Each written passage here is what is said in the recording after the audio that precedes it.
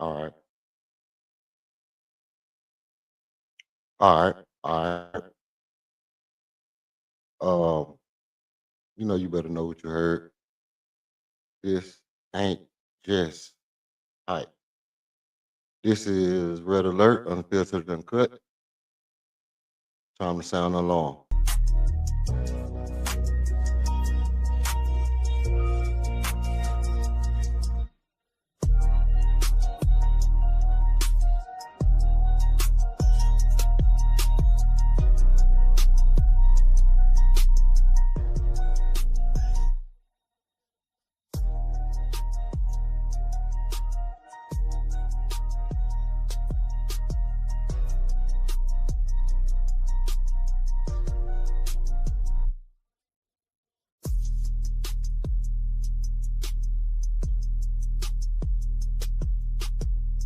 Yeah,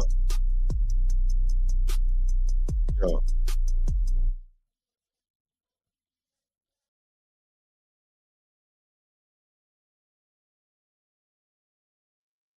All right. Y'all know what time it is, man.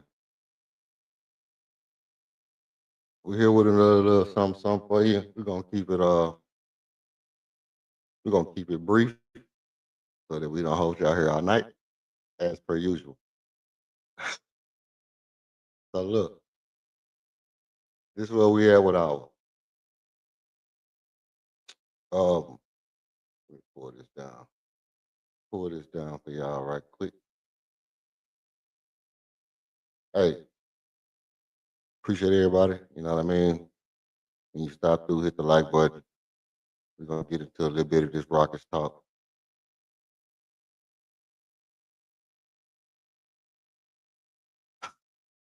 There, obviously, this is a hot topic about Kevin Durant and his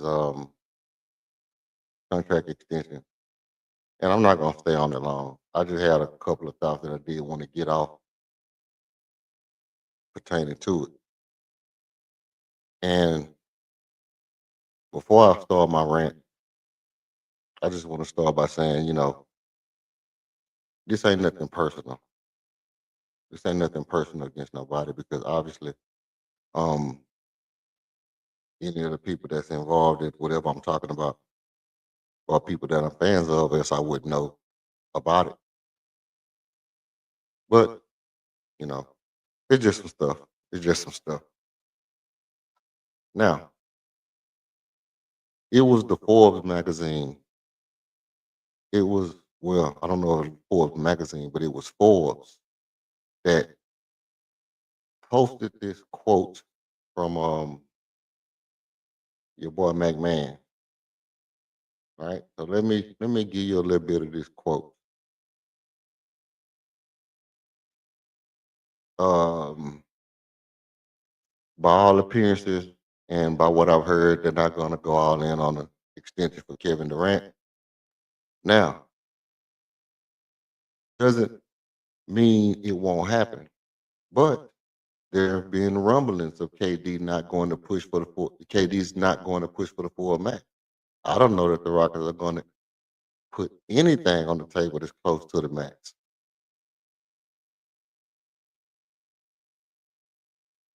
I heard it. I was listening. I was listening to the podcast when he said it. Obviously, I checked that podcast out. It's all right, little podcast. And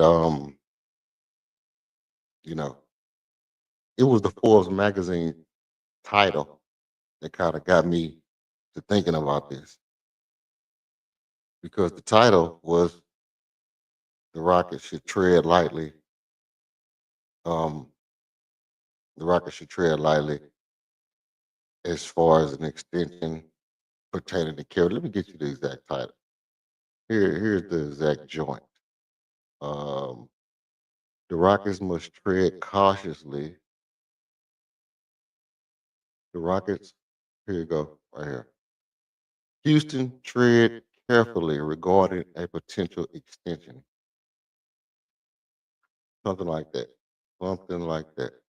Houston Rockets must tread cautiously with the Kevin Durant extension is the exact title of the article. And And and here's the big part of that. The big part of that to me is that it's the media, quote unquote, and I'm saying the media with air quotes, that's always starting to stirring up stuff. You know, the media is out. Oh, my bad. Not mute my no, I didn't mute it. Okay. The media is always the one that's starting with the stirring up stuff. You know, it's always a media personality that can drop that seed of um, you know, what do you call it? Separation, kind of disorient the honeymoon stage of where we at in Houston. So they start off with something like this, and it might not be intentional, but it's just enough, you know, to throw a little doubt in there, just enough to throw a little doubt in to make somebody feel like, you know, this side feel like he might. They say he might not ask for the full max, but I don't think they're gonna even offer him nothing close to the full max. But it's just enough to make Kevin Durant feel like, you know, I might be being unappreciated, or they're tarnishing my, legacy as far as how much I'm appreciated, which is just as bad when you a brand. You know, obviously when Kevin Durant went to New York to the Brooklyn Nets, it had a lot to do with wanting to be a bigger brand. And when you want to be a bigger brand, and then you got people saying, I don't think Houston even F with him like that. Am I 2 minutes in yet? Oh, yeah, I'm 7 minutes in. All right. I don't think Houston even really F with him like that. That's just enough little hate. I don't want to call it hate. That's just enough little negativity in the delivery of it to make somebody feel like I'm not really being respected or not appreciated, I should say. And that's what kind of made me think about it, because here's the thing. Here's the thing. In Houston right now, no matter what we do, it's always somebody trying to, temper the expectations, throw a little monkey wrench in the plan, get something going, just something to where they can control the narrative of the league enough to where they can influence what's going on in the game. So you throw out something like this, and then when stuff start to happen, you can always come back to it and say, "Well, he felt like this. He felt like they didn't offer him enough." It was always a little problem between him and. It's always a little problem between anything. But just because it's a little problem, don't mean you're gonna sit here and start the narrative right off the bat that is gonna be a problem that it affects what we're trying to do as a team and as a culture. All right, we're not doing that. I ain't going. So we finna deal with it. We finna deal with some of that.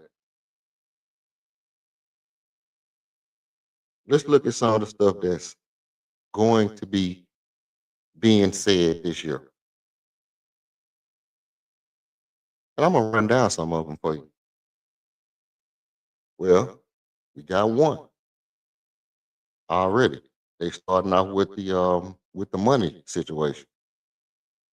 So like I said, that's gonna be a play on his ego. They're gonna play on his ego with the money situation. The next thing is, well, I deal with it a little bit. A play on a person like that who is synonymous with ego and confidence, and you know probably biggest quote we ever heard from KD is Y'all know who I am. So we know he has a certain level of confidence and should and feel like he should be respected to a certain degree. So if they try to play on his ego, that can affect, you know, a person over 82 game series. It just can. Now, do I not think he'll clap back? If he obviously he'll clap back. But can it affect him overall? Yes, it can. It can affect him overall. All right. So they're gonna try that. They're gonna try that. I tell you what else they're gonna try. They're gonna try to um Kevin Durant's not a good leader for this team. Who's the leader, Kevin Durant or Fred VanVleet? You know, who's the leader, Kevin Durant or Ime Udoka? Or Kevin Durant and Ime Udoka have words, or Ime have words for Kevin Durant, and Kevin Durant don't like it. They go back and forth. They're gonna try to throw a monkey wrench in the plan. Now we know Kevin Durant will go back and forth with the coach, but we know that Kevin Durant feel like that's part of the game. So when they try to throw that little, oh, Kevin Durant and Ime got smoke for each other, that's how those two guys act anyway. They both passionate people.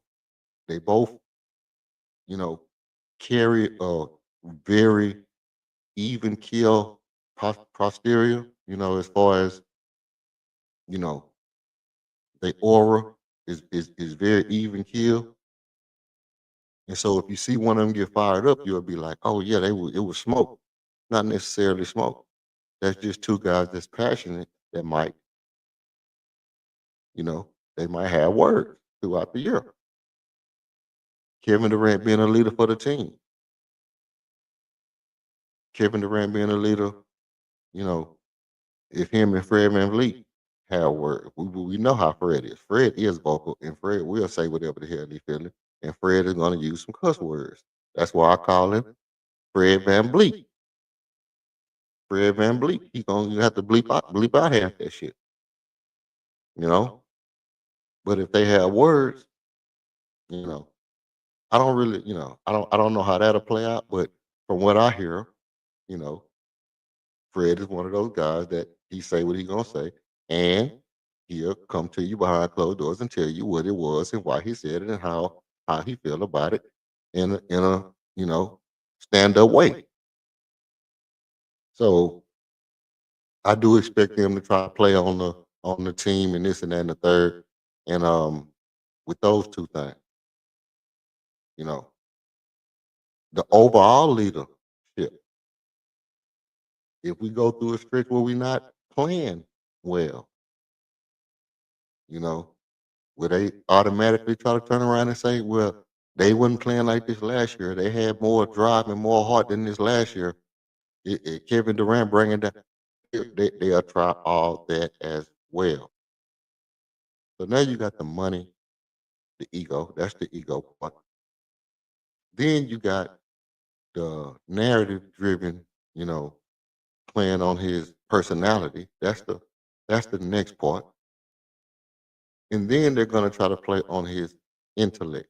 And when I say intellect, I mean they're just gonna try to play on his I don't want to say I, I'm gonna use the word. I'm gonna say sensitivity, and not to say he's sensitive, but everybody has a level of sensitivity. So you know, let's get it contextually right. Now, I think they're gonna try to play on that level of sensitivity to the degree where they're gonna try to use, you know, other stuff like past stuff, teams he went to, this, that, and the third. They're gonna try to use that as a way to get Kevin Durant to, maybe be a little bit disengaged or whatever the case may be, whatever they be trying to do with their little, sides. So those things I think that we're gonna see from the media this year. We'll hear those things over and over and over again going into the season and until those things get resolved. I mean, one, the contract can get resolved, and we'll probably stop hearing about that. But who's the leader? Who's definitive the leader? That's going to be an ongoing thing throughout the year. And they will always constantly talk about he went to this team, he went to that team, how he did over here, how he did over there. And I think the running thing for the year is going to be he finally got a team that has everything he needs. You know, can he get them over the hump? They should compete against um, Oklahoma City or the top 3 or 4 teams to win a championship. And they'll be throwing it out there that if we don't win, it's his fault. And that is a touchy topic for anybody that's in this situation. I would believe. I would believe. Because for Ime, well, let's just start from the top. The money aspect of it is going to be touchy because it's going to touch Tip and Petita pockets. It's going to touch his pockets. Um, for Stone, it's a touchy thing because he pulled a trigger on the deal. He pulled a trigger on the deal, and if he pulled a trigger on the deal and it don't work out well, you know that could be a bad move after a series of great moves. And they kind of went in this year, and it could have just been one of those things where it's like you hope he covered his ass well enough to you know to bounce back in case of anything that don't go right.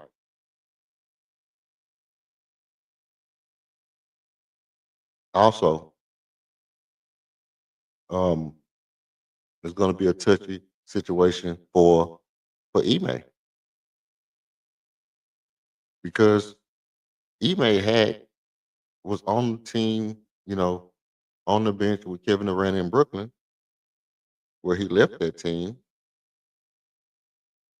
and went and chased the championship, I guess you could say, with Boston, or just pursued his head coaching career with Boston, and now they reunited. But more so than that, Ime had this team firing on all cylinders last year.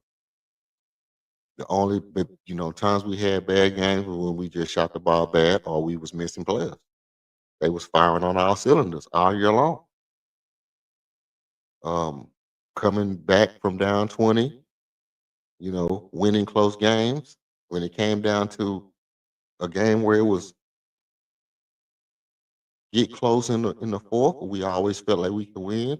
We always felt like we were gonna fight to the end. And it was a level of, chemistry that was there that made each player want to fight for each other.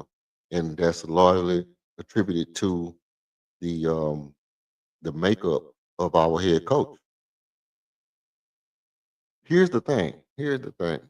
Now, if Kevin Durant comes here and they able to pitch it off on him, okay.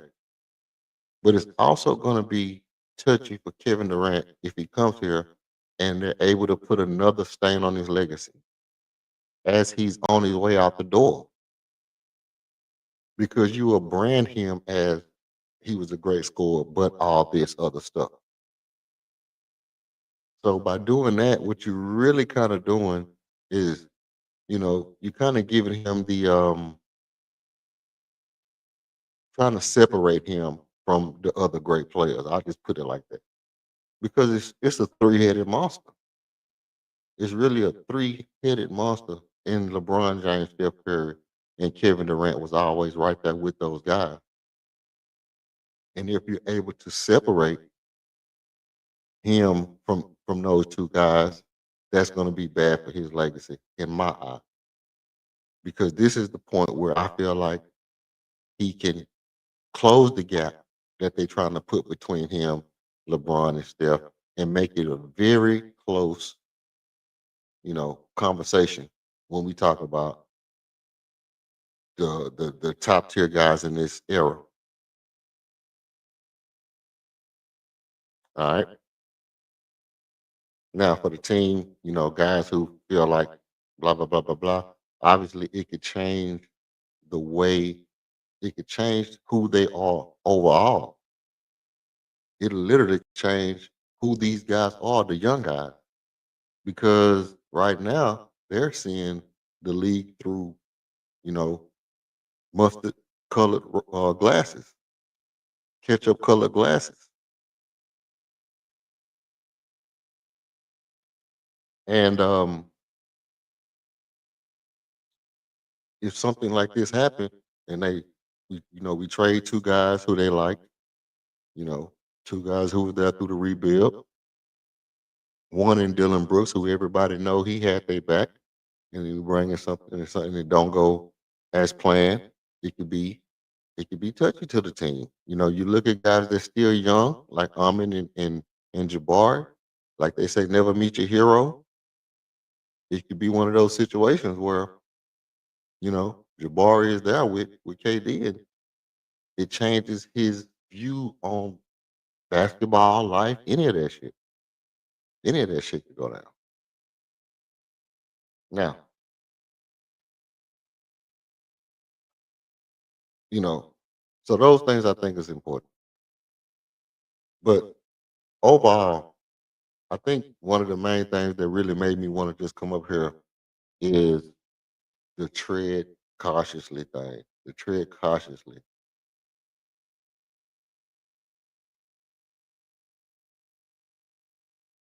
And I'll tell you why.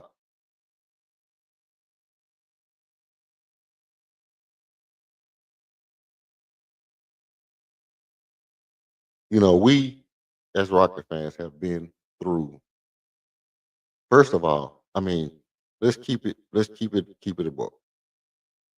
You know, people like me who've been down for a long time, I seen like not mediocre years, like slightly above average years.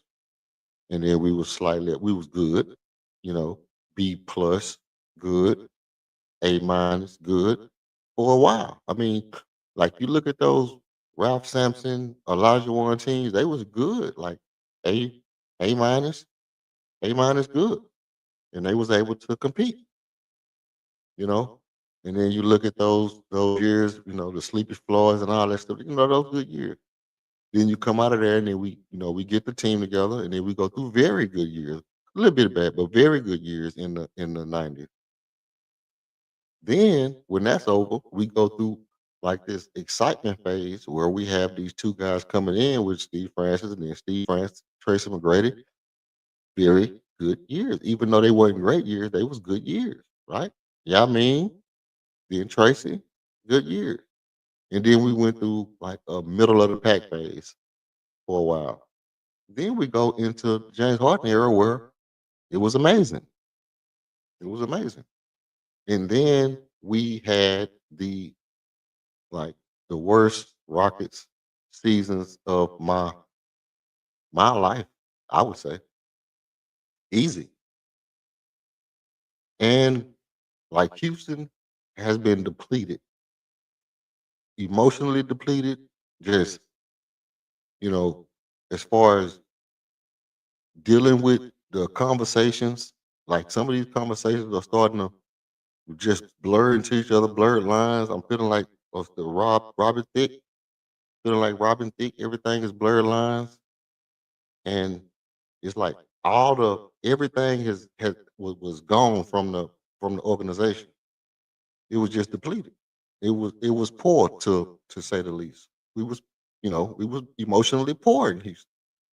We was as far as poor in excitement, you know, drained as far as hopes of what these guys going to turn out to be.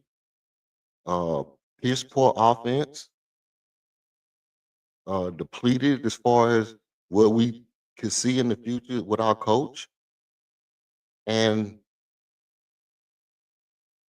it's hard for me to see how people take the stance that we should not be excited or we should temper our expectations, or I mean, other than the stuff that I spoke about earlier that we expect to happen with the narratives and the media and stuff like that.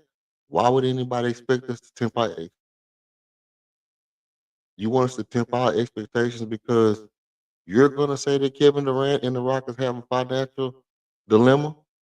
You want us to temper our expectations because you want to set up the narrative that Kevin Durant can't lead the team in the future? You want us to set up temper our expectations because you're gonna build this whole little story about every time he does anything, you want to make it seem like he has smoke with somebody. We already know it's coming. We already know it's coming. Down here, this shit right here, nigga, this shit right here, we already know it's coming. So it's not gonna sway us when we see it.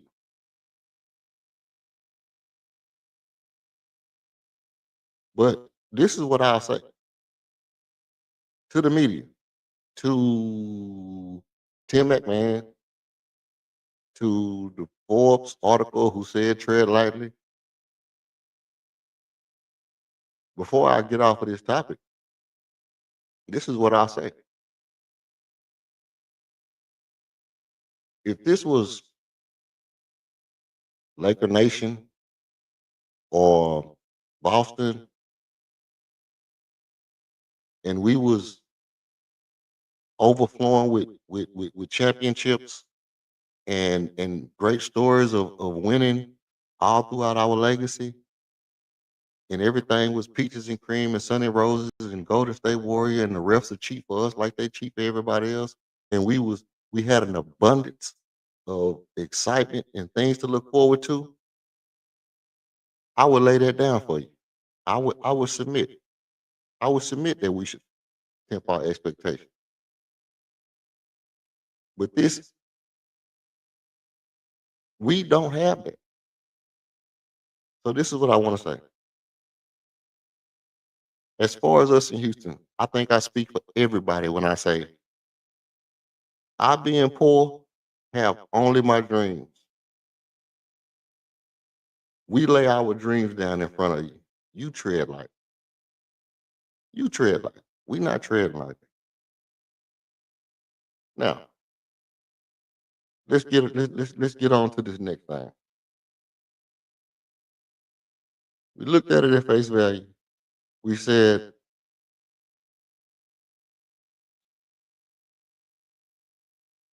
who is going to be the step up player for the Houston Rockets this year? I mean, we automatically feel like Alpha Shangon is going to be that boy. We know that.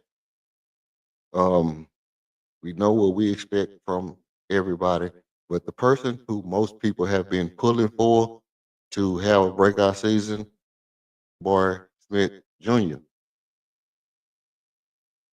And I thought about it. I sat back. I thought about it. I said, I say myself, and myself say, if Jabari have a breakout season, would that be better than if Tari have a breakout season? What would it look like for either one of those guys to have a breakout season? Because in my mind's eye, I feel like that our best team right now should be a team with Tari and Amin both playing well.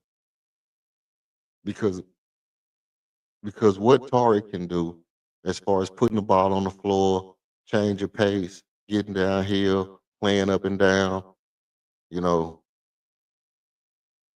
he looks like an actual basketball player that plays basketball when he plays basketball. There's nothing super, you know, awkward or unique about the way he plays. It's just hard and it's good. Pause. Um, that that to me, and with the disruption, with the ability to be disruptive on defense, with those two players, Jabbar is a solid defender.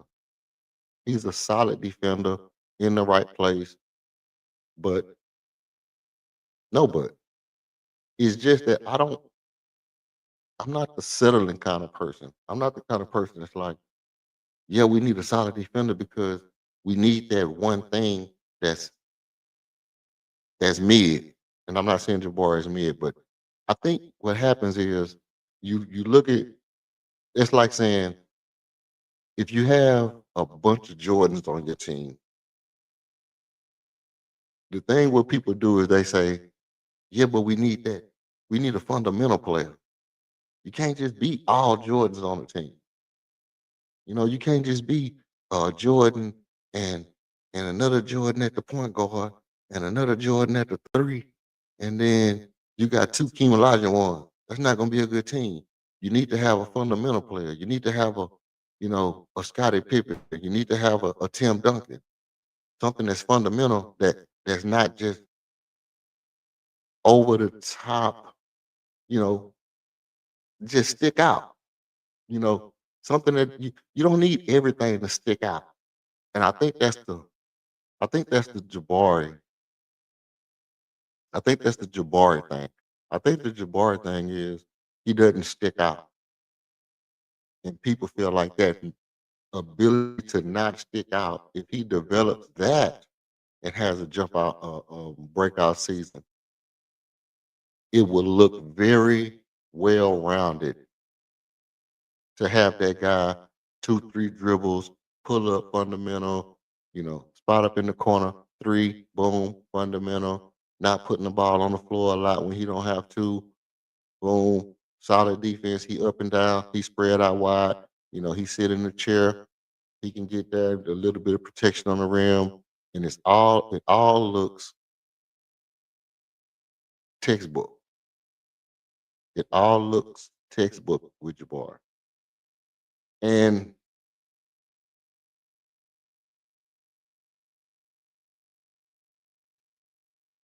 I don't think that's a bad thing. To me, that's not a bad thing. If Jabari was to play like he played in the playoffs, I wouldn't have any problem with that. I wouldn't have no problem if Jabari played the way he played in the playoffs. What I would suggest is just kind of thinking about it from a different aspect. Because even let's say what Jabari was like, what, 13 points last year? Let's say Jabari jumps up to 16 points. Where would you like to see Jabari at? Where would you like to see Jabari at scoring wise? You would like to see Jabari scoring 16 points a game, 17 points a game, 19 points a game, and doing what defensively? A steal and a block, a steal and two blocks? Do you think Jabari is a two-block player, or is it just defensive efficiency? Do you think Jabari has Evan Mobley defensive potential, Bam Adebayo defensive potential, Alfred Şengün defensive potential,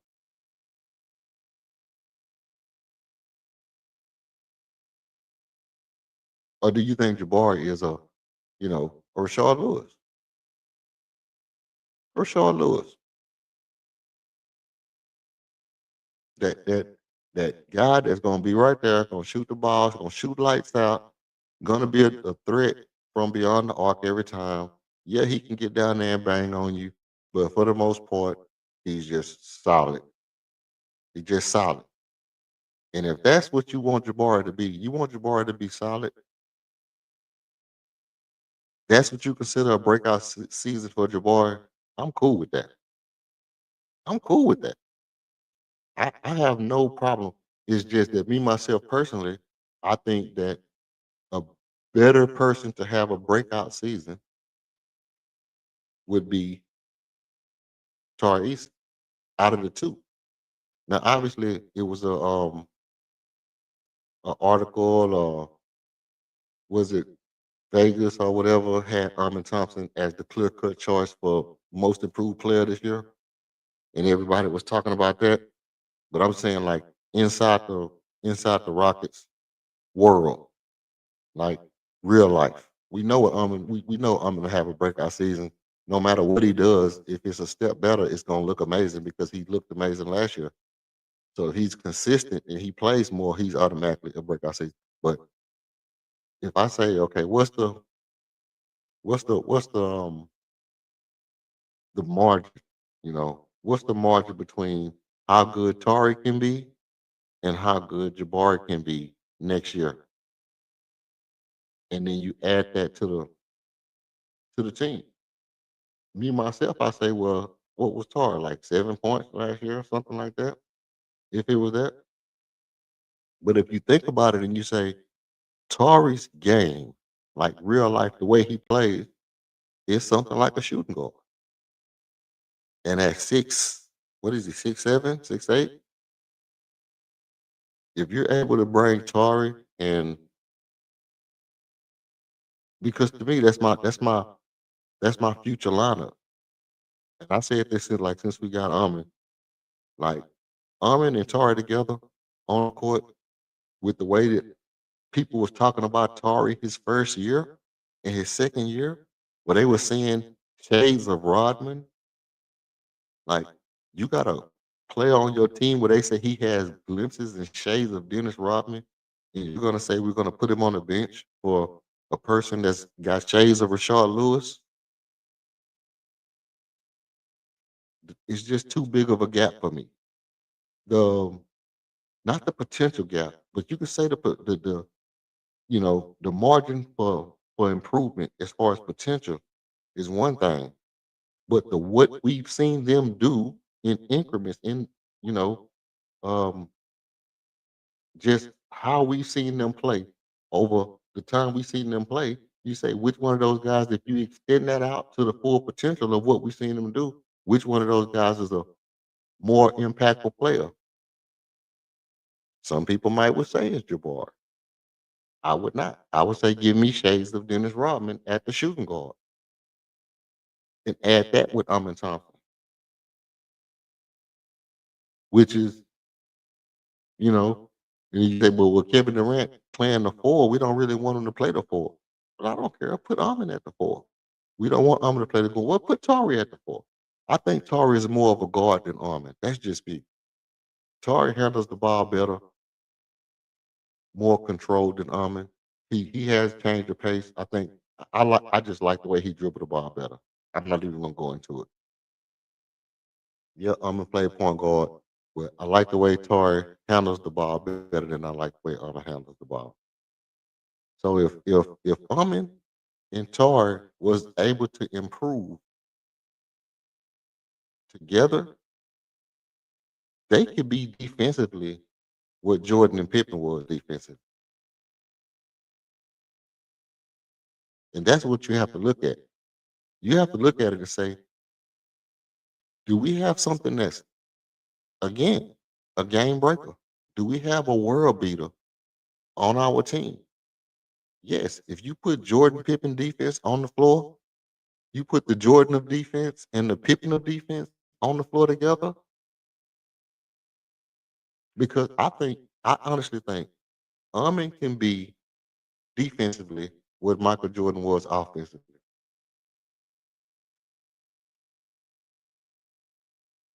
Is that a lot? Am I asking for too much? Maybe.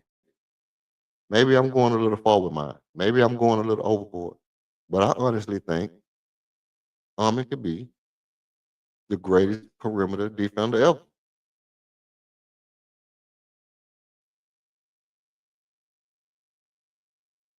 I know this it's early to say it, but I'm just saying you can guarantee that he's the greatest perimeter defender ever if you have him and Tari on the court together. You would guarantee that Amin would be the greatest perimeter defender ever if him and Tari is on the floor together. And I'm not just saying bring him off the bench. So if it's not for his injury, if it's not for Tari being injured, I just feel like he need to be a a focal point on this team going forward. More so than Jabari, probably not more so than Jabari, but probably so. If I had to pick between one of the two and Tari was going to be healthy, let's say we find out that, whatever Tari had going on health wise is not a big deal. And Tari come out and plays to his full potential that we see him play when he's on the court for short periods of time. But he come out and do that all game long. And then Jabari does what he did in the playoff all year long. Which one of those players do you think is going to be more impactful? It's going to be Tari. It's going to be Tari. Because even though Jabari might shoot 41, even if he shoot 42%, if Tari shoot 35% and he's busting out two steals and he's busting out unlimited rebounds offensively and defensively whenever we need him, and he shoot 35, 36%, 36, 37 from 3. Come on, man. Come on, what are we talking about? There's no way I'm taking that over Jabbar. I mean, there's no way I'm taking Jabbar over Tarek. And I'm not saying I want to choose between which one of them has to go. Da da da. That's not what I'm saying. I'm just saying which one do I think should. Which one would I rather see have a breakout year of those two players? I'd rather see a healthy Tarek for the for the duration of the season, playing at the level that I expect them to play at.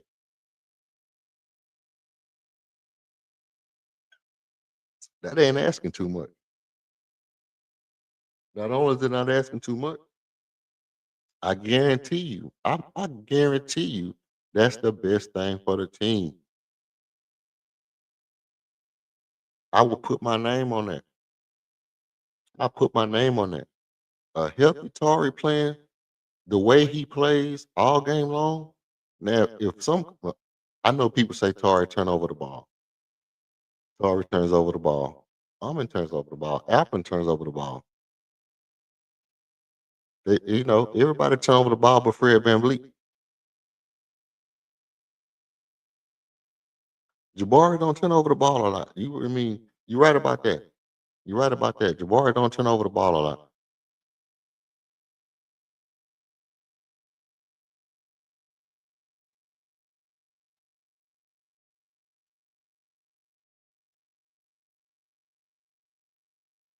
So that's what I got. That's what I'm gonna do. I'm gonna go ahead and drop the link. Okay. Boom. I got the link in the chat. Anybody want to pull up? You more than welcome to pull up and chop it up with your boy.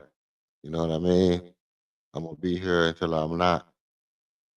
But shout out to the chat, everybody who pulling up. Appreciate you.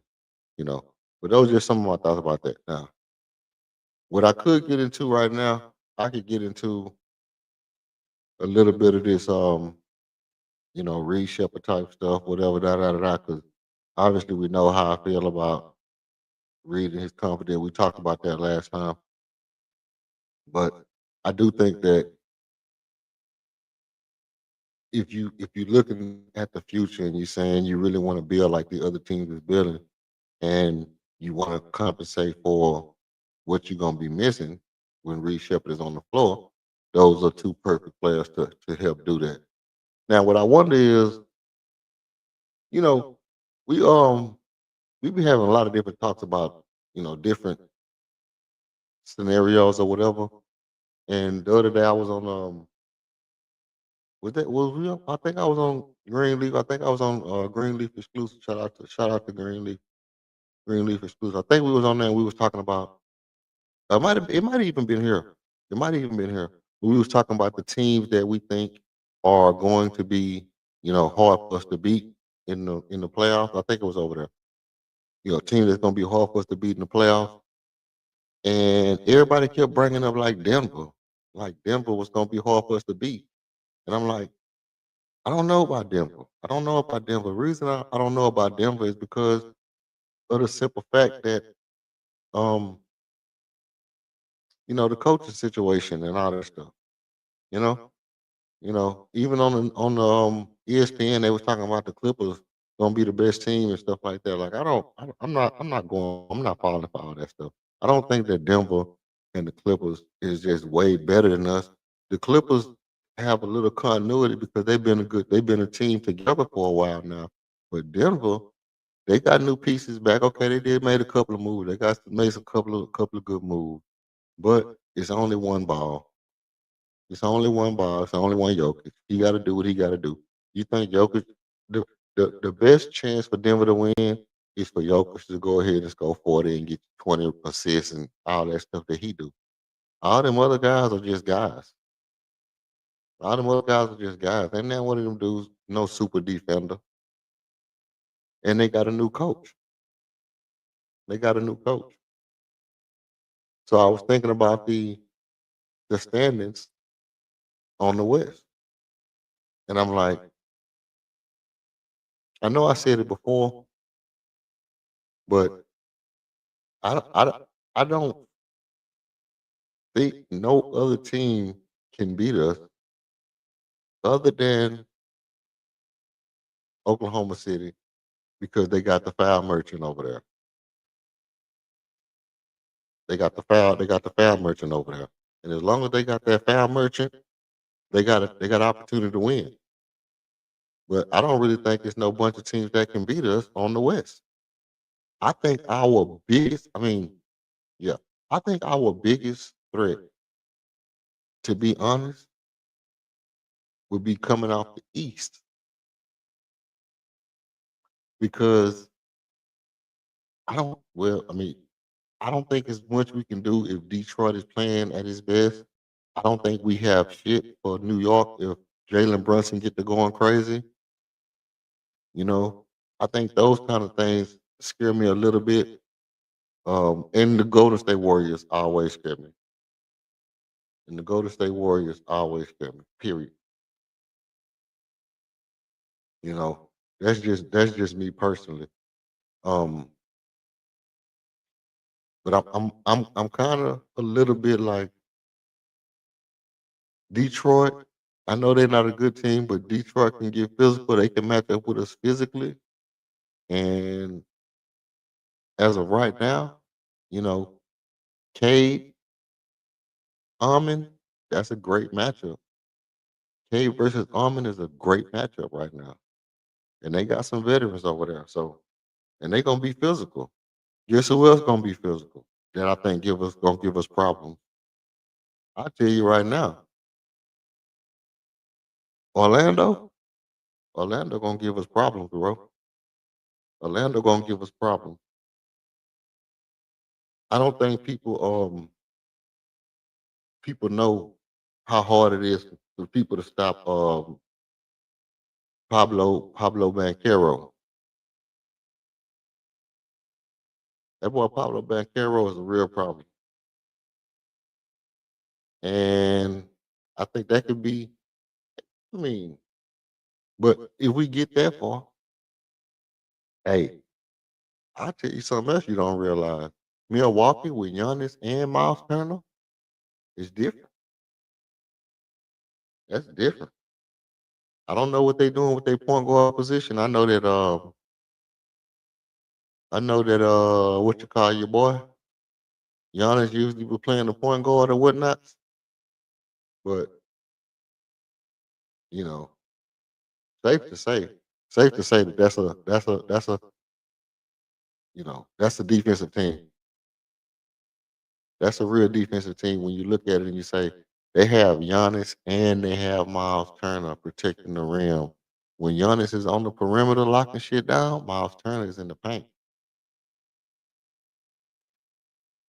When Miles Turner step out and hit a three, what Giannis can't do, hey, shit could get real spooky.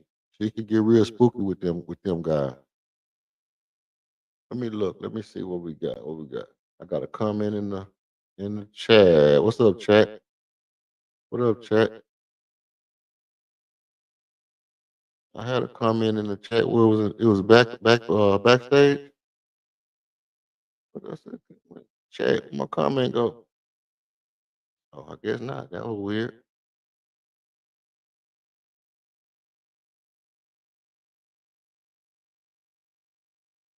Hmm, okay.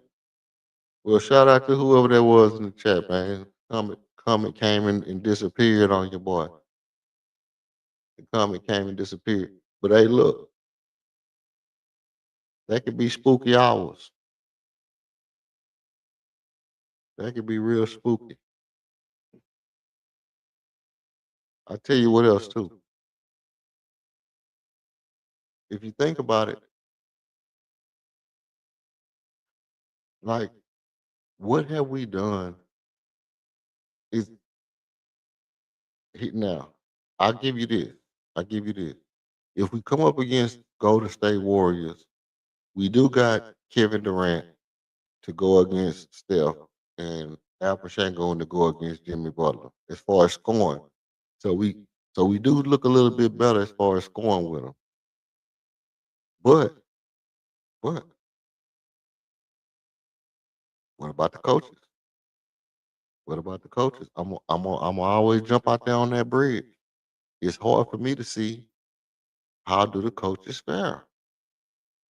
How do the coaches fare? It's not. I'm not looking at it and saying this. How I know that's some bull pump. I'm not looking at it and saying that Ime just gonna get cooked by Steve Kerr just because he can get cooked by Steve Kerr.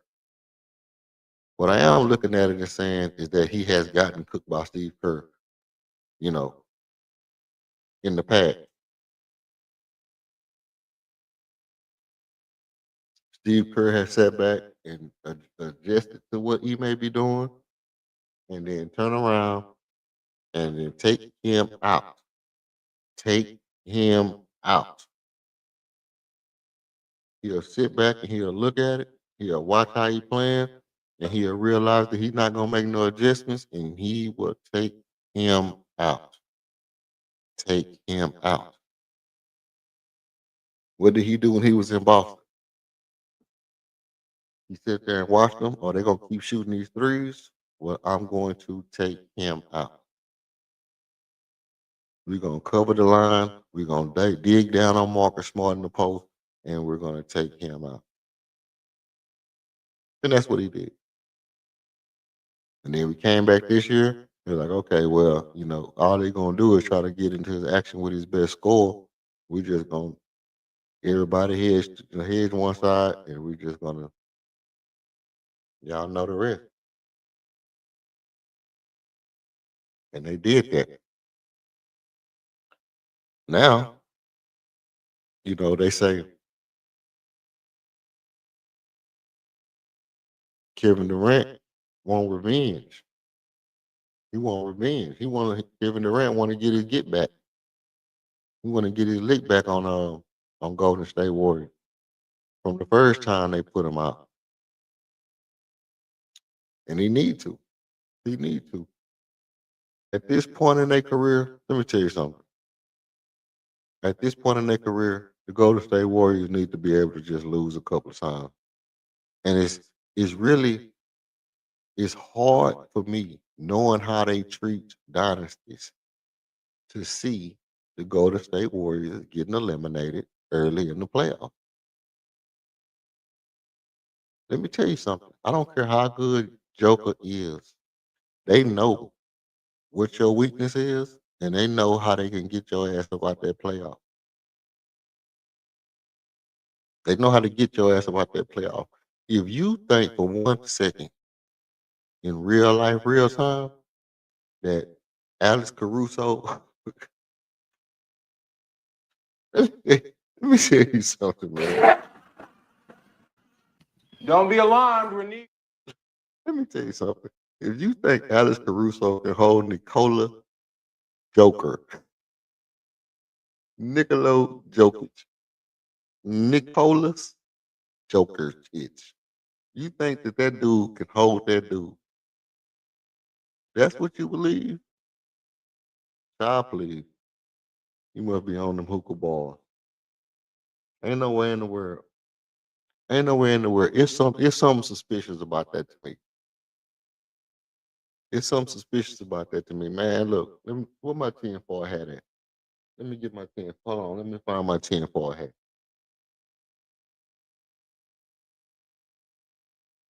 Look, I'm gonna tell y'all this. Y'all don't have to believe nothing I say, but Alex Caruso could not hold Joker. That's not what we doing. We're not sitting here saying Alex Caruso the most amazing defender we ever seen in basketball. Look, let me show you how it sounds. Let me show you how it sounds. Alex Caruso been in the league 13 years. He ain't never shut down no other big man in the league. But all of a sudden, the big man that they say is the best big man ever, the best big man ever, according to some of these media people, got shut down by Alex Caruso, and that's white on white crime. I got a homeboy named Dwight, the white man. His name the white man, and he tried to tell me that Alex Caruso shutting down Joker is like, I don't know. I can't even begin to tell you how ridiculous it is to think that people believe that Alex Caruso defense is so great that he held Nikola Jokic. Somewhere in their mind, they believe that. In my mind, I'm saying it's something going on there. He was fouling, he was holding. It was something else going on. He just didn't D that dude up like that. He just didn't D him up. It wasn't no situation to where you tell me that, oh yeah, now whenever it's a big man in the post, out on the perimeter, they finna put Caruso on him. So you mean to tell me Alex Caruso finna hold Alpha Shango next year? He gonna hold Joel Embiid next year? He gonna hold Anthony Davis next year? Because if you shut down Joker, guess what I'm doing all year long? Every big man, every big man. If you believe he that good defensively, every big man, he on your ass. He on your ass. Every big man from all season. Zach Edey, Donovan Clingan. Son of a... You done messed up. Y'all try to tell me anything. Y'all try to tell me anything. That shit is not real. Alex Caruso is not holding on Nikola Jokic. And if that's the case, if y'all mean to tell me that Alex Caruso can hold Nikola Jokic and they don't got no coach, and that's the team that y'all think is the worst, the scariest team, but Alex Caruso can shut down Joker. And we got Armin Thompson. We not gonna put Armin Thompson on Jokic and lock him down, make him retire. I mean, that's just logic. That's just the logical. Take it to this logical extension. If Alex Caruso shut down Joker, Armin Thompson locking that shit up. Sound crazy, don't it? Nah, we ain't gonna put. We gonna put Armin Thompson on Murray. Man, Fred VanVleet gonna hold Murray. We putting our best defender on the same person that Oklahoma City put their best defender on, according to them. And how Alex Caruso can lock him down, but Lou Dort couldn't. How is it that Alex Caruso can hold Joker, but Lou Dort can't? I'll wait. I'll wait.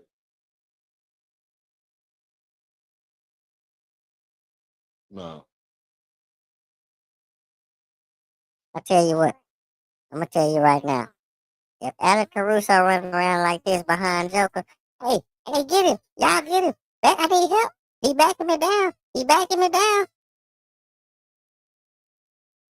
Alex Caruso running around like that behind Joker, and he locked him up. Mm-mm. Put me in the league. Put me in the league, coach. Put me in the league, coach. I ain't going for that. But then again, like I say, you never know about these players. You never know if James Harden come out next year and it be the year what they call every foul. James Harden get the ball and before he can throw it away, boom, foul. James Harden come down, dribble, foul, line. Woo, woo, woo, woo, foul. James Harden go to the line and beat everybody next year and end up being in the final. You never know. You never know. It could be one of them years. It could be one of them years where they don't want Kevin Durant to make it and they just call out a foul for James Harden before he even get a chance to turn the ball over or pass it. Just call a foul. As soon as they get behind foul, send him to the line. He gonna make that. He gonna make them. So Oklahoma City, if we get, I don't, you know, I don't like Victor Wembanyama, man. There's something unfair about that. There's something unfair about that dude, man. And they steady over there getting draft picks and all this stuff like that, and trade assets and stuff like that. And they got Victor Wembanyama. That's unfair. And everybody needs to have a center that's at least 6'2", 6'3" on their team, man, just to even try to. But here's the thing: if he gonna dribble, cross over one leg, 3 pointers, and he want to be Kevin Durant, waste. He a waste. He need to be doing straight what Yao Ming was doing. He need to be doing straight. Catch the ball right there, turn around, and put it in the goal. You 186,000 feet tall, bro. All you got to do is turn around and dump the ball in the goal. Yeah, people gonna try to push you, you know what I mean? But that's when you flop, floppy D-Bop on them. You turn a floppy D-Bop and in the post, floppy D-Bop. If I'm Victor Wembanyama, I ain't doing all that dribbling, bro.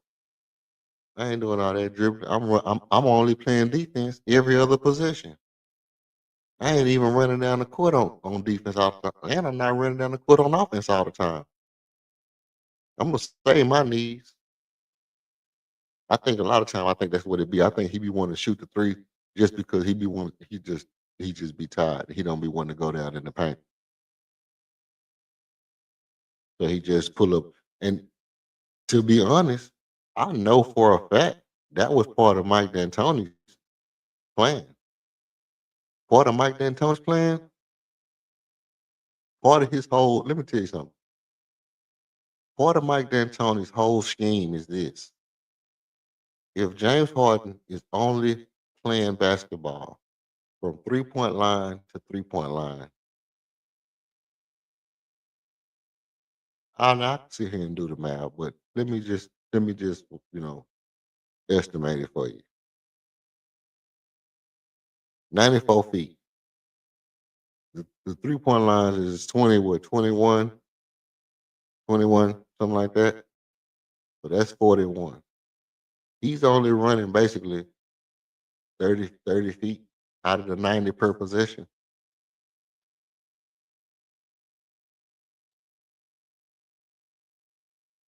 He's only running 30. He only running 30, 30%, 30 feet, 30 to 40 feet out of every possession, bro. He going from 3-point line to 3-point line.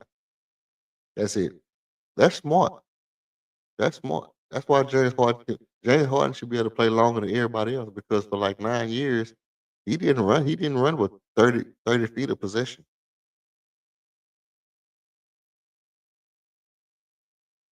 While other people was going coast to coast, coast to coast, he was going 3-point line to 3-point line. I'm gonna stop right here and play defense. I'm gonna go right here and dribble and shoot a three. I'm gonna go right here and play D. I'm gonna go right here dribble and pass the ball. It wasn't no bunch of running going on for James Harden. And I think that's what Victor Wembanyama be doing sometimes. I think he be tired, but if I'm Victor, I'm like, hey, instead of just shooting the three, what I'm gonna do is I'm gonna come back here, I'm gonna play defense, I'm gonna go down there and get the ball. I'm gonna go all the way to the goal. I'm gonna turn around and put the ball right there by the rim. And then I'm gonna just stay right here. Y'all can go down there and play defense. I don't care if they score when they come back. I just put the ball in the rim again. And then I go play defense next time and block somebody's shot because I'm already taller than the backboard. See, but I don't, I don't know how good I don't know how good San Antonio gonna be. They got that dude, and they really have to win with him. They actually really have to win with Victor Wembanyama within 6 years. Listen, he been in the league. He done sat out basically 2 years. He done basically sat out 2 years. They literally got 4 more years, 4 to 5 years that they have to win a championship because 7 years in the league, if he's 7 years in the league, I think is going to be very close to injury time for him. And then, yeah, he can go get healthy and come back and, you know, change his game up and gain a little weight and play more big man style basketball, you know. But if that dude plays, if Victor played 13 years in the league, I'll be surprised. I'll be surprised. Do you realize that Yamin didn't get hurt? He wasn't hurt his first 2, 3 years in the league, and he still went out early. Victor is running full speed up, jumping high as he can, falling down, playing like a guard, crossing over, bending his knee. That ankles going side to side, all that stuff. That dude plays so small and flimsy. The wear and tear he putting on his body playing like a guard, I don't think he gonna last long as y'all mean. I don't think so. I wouldn't count on it. Tell me what you think. What you think? What you think? Tell me what you think. Victor Wembanyama be out the league, but he right there in our window. He right down the road, so we gotta go. We gotta play each other 4 times a year, and he's right in our championship window. Just the kind of player to stop us from getting to where we need to be, and still not get to the level that he's supposed to be at either. Because all we need is a championship or two. To be honest, all we need is a championship or two. He has to win at least four, at least three. Victor Wembanyama should win at least 3 championships. We don't have one guy on our team that should win 3 championships.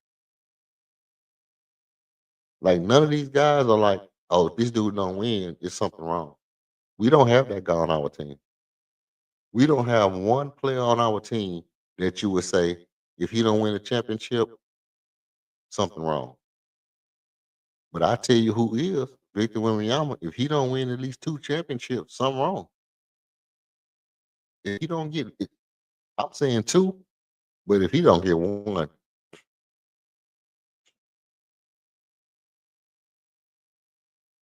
I might be the happiest Houston Rocket ever if he don't win no championship.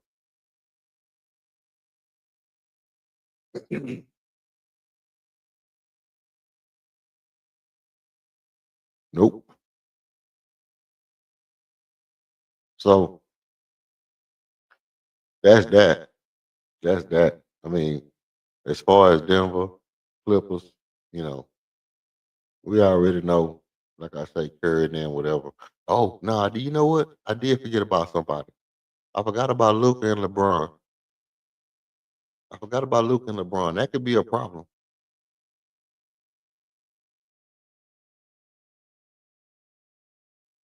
For the same reason that I say Steph is a problem.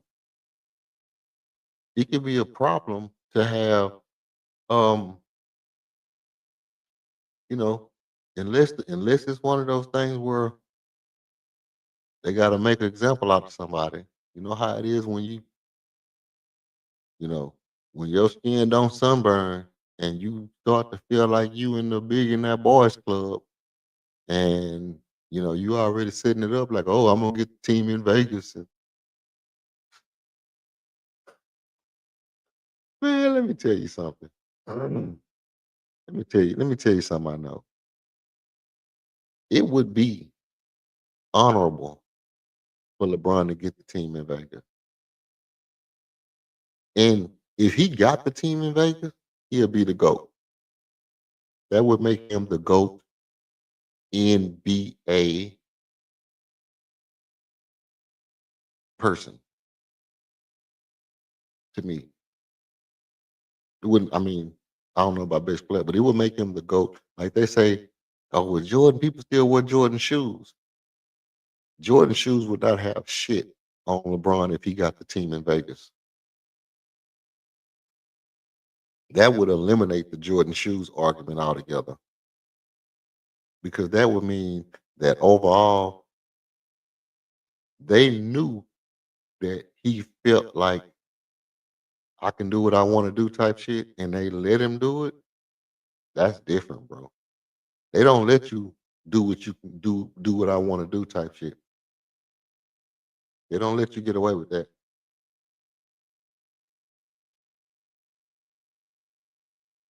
If anything, when they start to feel like, hey man, he feel like he can do whatever he want to do, that's when they'll make an example. So that's what I'm saying. It could be one of those things where you not finna win no more.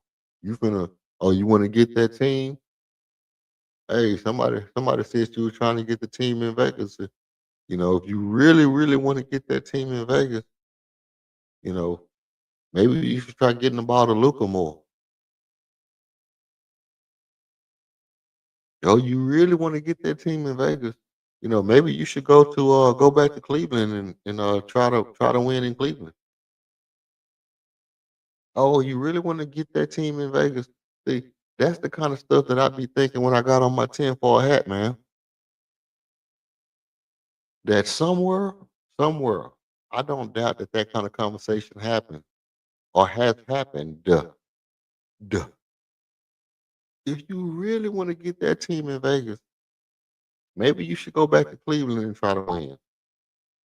I don't think I want to go back to Cleveland, but if you really want that team in Vegas, you know, that probably would make the league a little bit more likely to, support you in that aspect. See?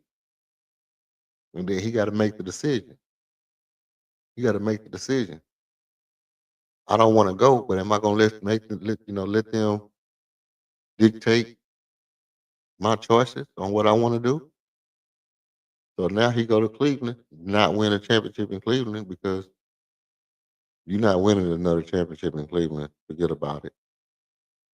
He could. I mean, damn, I'm thinking about it now. Like, if he go to Cleveland and face off against Oklahoma City, he could get that chip. But would that hurt his legacy if he wasn't the guy in Cleveland? Or if he goes to Cleveland, what do they give up? Do they give up Jared Allen and what? Um, Darius Garland? They give up Jared Allen because, well, now they got to give up something else. I mean, they could. It could be Jared Garland or Donovan Mitchell and Jared Allen and get LeBron or something like that and go back to Cleveland. I don't know. I don't know. But that would be a good matchup. Hey, and I tell you what would even be a better matchup than that. LeBron go back to Cleveland and LeBron and Kevin Durant and Durant on the Rockets and he face off with LeBron in Cleveland. That would be a good matchup. That would be epic, bro. That would be epic.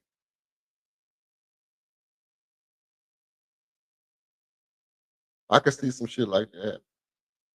I could see something like that happening to where LeBron go back to Cleveland and him and Kevin Durant face off in the finals. Um, but that's usually it don't happen like that. But usually it's like the superstar player got to go through a gauntlet of teams. That's team oriented type guy. You know, you got a 1-2 punch over here. You got a 1-2 punch, but they said in their marketing this one person against this whole 1-2 punch or 1-2-3 combination, and these guys have to go through and beat all these. Go through the whole gauntlet of teams. But either way, that would be a good matchup. I could see some shit like that going down. And I would, and you know what? To be honest, I would like to see LeBron versus Kevin Durant before they go out more than I would like to see. Uh, that would mean Kevin Durant would have to go through Golden State probably and through Oklahoma City to get there, and that would make the Rockets look like a legitimate contender. And then LeBron would have to go through New York. LeBron would have to go through Milwaukee. You know, those would be the hottest team. Whoever Detroit or Orlando, or whoever, and then boom, boom, and then get there, and that would be the clash of the Titans. That would be the clash of the Titans. LeBron have to go through the East, and then Kevin Durant go through the West, and then they get there, and then they battle it out one last time, before they turn over the reins to the new guy, to the new guard. That'd be dope. That'd be dope. But I tell you what I think. The only way that can really work out is, I mean, because with a LeBron go to Cleveland, he'll still have a decent team. He'll still have a decent team. But if LeBron goes to Cleveland, that means the Lakers automatically get a big man, which will probably be Jared Allen or Evan Mobley or something like that along those lines. And if the Lakers get Jared Allen with Luca, and if they get another player, let's say, Dean Wade or you know, Darius Garland or whoever, that makes the Lakers a very, very powerful team because DeAndre Ayton, Jared Allen, that's a 1-2 combination, like one coming off the bench or whatever. One coming off the bench or whatever. Because I know they wouldn't give up Evan Mobley. That would be ridiculous for them to give up Evan Mobley for LeBron James. But Jared Allen maybe because his contract. But that would be man, that'll cause some havoc. The Lakers with Jared Allen would be crazy. And another actual guard that could actually play, that would make the Lakers crazy too. And Kevin Durant would have to go through all that to get there, to get to the mountaintop. And if he did that, let me tell you something. If the West look like that, let's say LeBron do go to the East and the Lakers get better and they have like a Jared Allen, and he have to go through all those teams to get to the Western Conference Final, and Kevin Durant did that, that would solidify his legacy. That would make his legacy like that would be crazy. Because you would say he had to go through some iteration of Steph Curry, Jokic, Ant Man, Luca, some kind of way. Maybe AD, some kind of way he would have to go through some of those guys. And LeBron would coast on the East. He would just have to go through Orlando, Giannis, Jalen Brunson and them guys. Detroit Fowler. That would be kind of Jordan-esque for him to go against Detroit and put them out. That would put him in like a, you know, nostalgic, a nostalgic kind of feel with LeBron going against Detroit. That would be fire. Because I think Kobe went against Detroit, had big games against Detroit. Jordan had big games against Detroit. The only one of the GOAT perimeter players who didn't have big games against Detroit is LeBron, if I'm like, as far as playoff run. So that would be fire if he did that and went against Detroit in like a semi, you know, or like a, second round or something like that. And then went against New York. That would be fire for LeBron too. But that's how I feel about how the landscape of the league is shaping up. That's how I feel about the landscape of the league shaping up. Now, I'll tell you that this part is something I said before for sure. And I'm gonna lay this on you. I'm gonna submit this to your hand. I mentioned earlier, about, was I too low? Somebody put a one in the chat if you can hear me.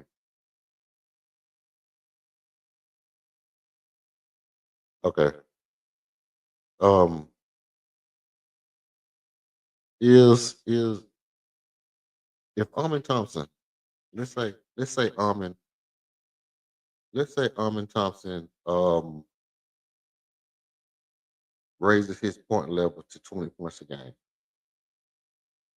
This is pie in the sky for me. I mean, I know 14 to 17 is more likely, but that's what I pegged him at when I did the scores earlier you know, after the trade. I did mapped out the scores and all that stuff.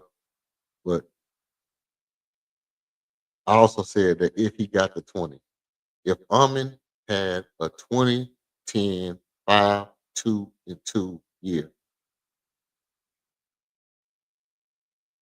how would that make? I mean, like, What kind of stratosphere would that put him in?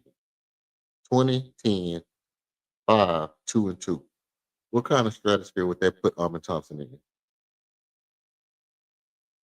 Because the thing is that no guard has ever had 2 points and 2 steals average for the year. Not 2 points, 2 blocks. No guard has ever had 2 blocks and 2 steals average for the year. If Armin and he averaged 1.3 blocks and 1.8 steals, so it's not to get a .7 extra steal a game and a .2 extra blocks a game, or 8.7 blocks and .2 steals. It wouldn't be a lot to say that could average 2 blocks and 2 steals a game. But I mean, obviously, he would have to be at that small forward position of playing some forward times and stuff like that for him to do that. But 2 blocks and 2 steals a game for Armin Thompson, I think that would set him on a Hall of Fame trajectory right now. That would set him on a Hall of Fame trajectory if he averaged 20, 10, 5, 2, and 2. First of all, it's a double double, and he would likely, well, couldn't really put him in. If he was playing power forward some kind of way or small forward, he might would make a run for All Star because it's less forwards in the West than it is guards. It's more All Star guards in the West than it is forwards because Steph going to be in the All Star game. I don't know if Dame coming back. I don't know if Kyrie coming back, but you still got De'Aaron Fox who's going to be an All Star 9 times out of 10. You still got Luka who's going to be an All Star. You still got Ja Morant who's going to be an All Star. We ain't talking about Memphis enough, but those 4 All Star guards right there. So it'd be hard for Armin to be an All Star guard this year, you know. But if he was playing power forward or small forward, he might be sneaking to the All Star game. He might be sneaking to the All Star game because you would be looking at, Anthony Edwards, Kevin Durant, LeBron James. We throwing Anthony Davis in there. Who's your other power forward? Who else you throwing in there? Who's your other small forward? Who else you throwing in there? So I mean, KD, a 4, he a 4. You know, so I mean those 3, 4 fours. But I just feel like and that's why I say if Kevin Durant was to list himself as a guard, he would go in at shooting guard over some of the other guards. And Armin could list himself as a forward, and he could make an All Star run as a forward.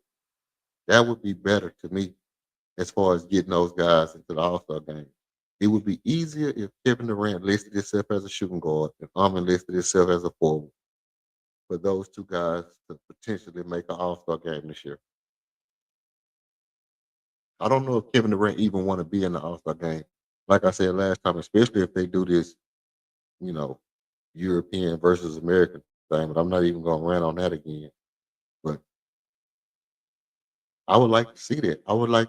I don't know. I don't know. I'm just. I mean, they're gonna play what they're gonna play, but I would be trying to manipulate that and get Armin Thompson into the All Star game.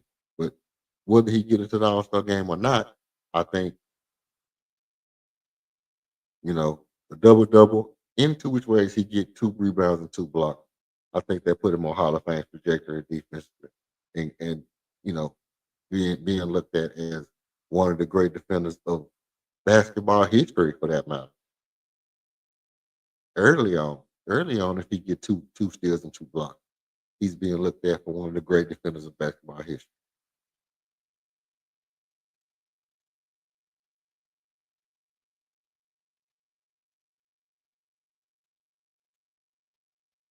So leave a thought in the comments what you think about that.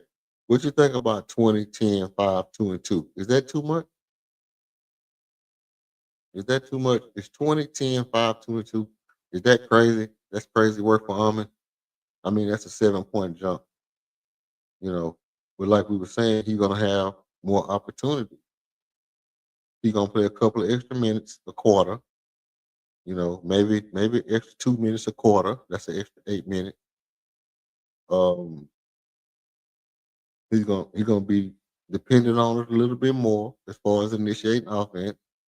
Maybe have to make a couple of passes. So his passing, his his assist could go up a point or two, depending on if he's doing more passing or doing more shooting. But if his confidence is up and he's hitting the three a game. Let's say he's shooting three, hitting one. That's 33%. I can live with 33% from Armin. I can live with that. If Armin is hitting 33% a game, he's hitting one three a game out of every three. I can live with that. And getting down here, getting to the rack, it could look real good. That could be a point to where he is, able to capitalize off of the opportunity and a couple of, you know, make a couple more points than just 14 to 17 is what I'm getting at. Make a long story short, all I'm saying is if we can get him up to around 19 or 20, it'll look a little bit better than 17. That's all I'm saying. Especially like I say, 19 and 10. You get the two extra rebounds. But I think somebody did make a good point that his rebounding might go down. It is a possibility that Armin rebound might go down if he's playing less forward. Because if you're playing Jabari at the four and then you're bringing in Tari at the four, then are we playing double big lineups? You bringing LP back down to the four, then Armin might not get those 8 rebounds. He might not even get 7. He might actually drop down, but he should still be blocking shots at the rim, shots at the 3-point line, because we've seen him, close out on the perimeter and barely jump and block somebody three. We've seen him do that several times. So I don't know. That's crazy work. But 2 blocks and 2 steals, that's the most important part that I think I would love to see from Armin Thompson. And I tell you who we don't talk about. I tell you who we don't talk about. We don't talk too much about Finney Smith because, you know, we just don't know enough about him to really care. Not that we don't think he's good, because he did used to, do his thing when he was in Dallas. But, you know, well, what are you gonna do? He gonna hit a couple threes. He might put the ball on the floor, go and dunk one or two times, whatever, blah blah blah blah blah. But I do think when it comes down to the playoffs, I think that's where Finney Smith is going to be valuable. To me, Finney Smith and Fred VanVleet is going to be most valuable closer we get to playoff time. For real. Because that's when it's not going to be about the stars and the game breakers. It's going to be about the others. Who are these others? Who are these others? Like the boy Pop said on Boondock. Like your boy Granddad. It's going to be about the others. And that's where you're going to see you know, the Clint Capellas and the Finney Smiths and the Fred VanVleets.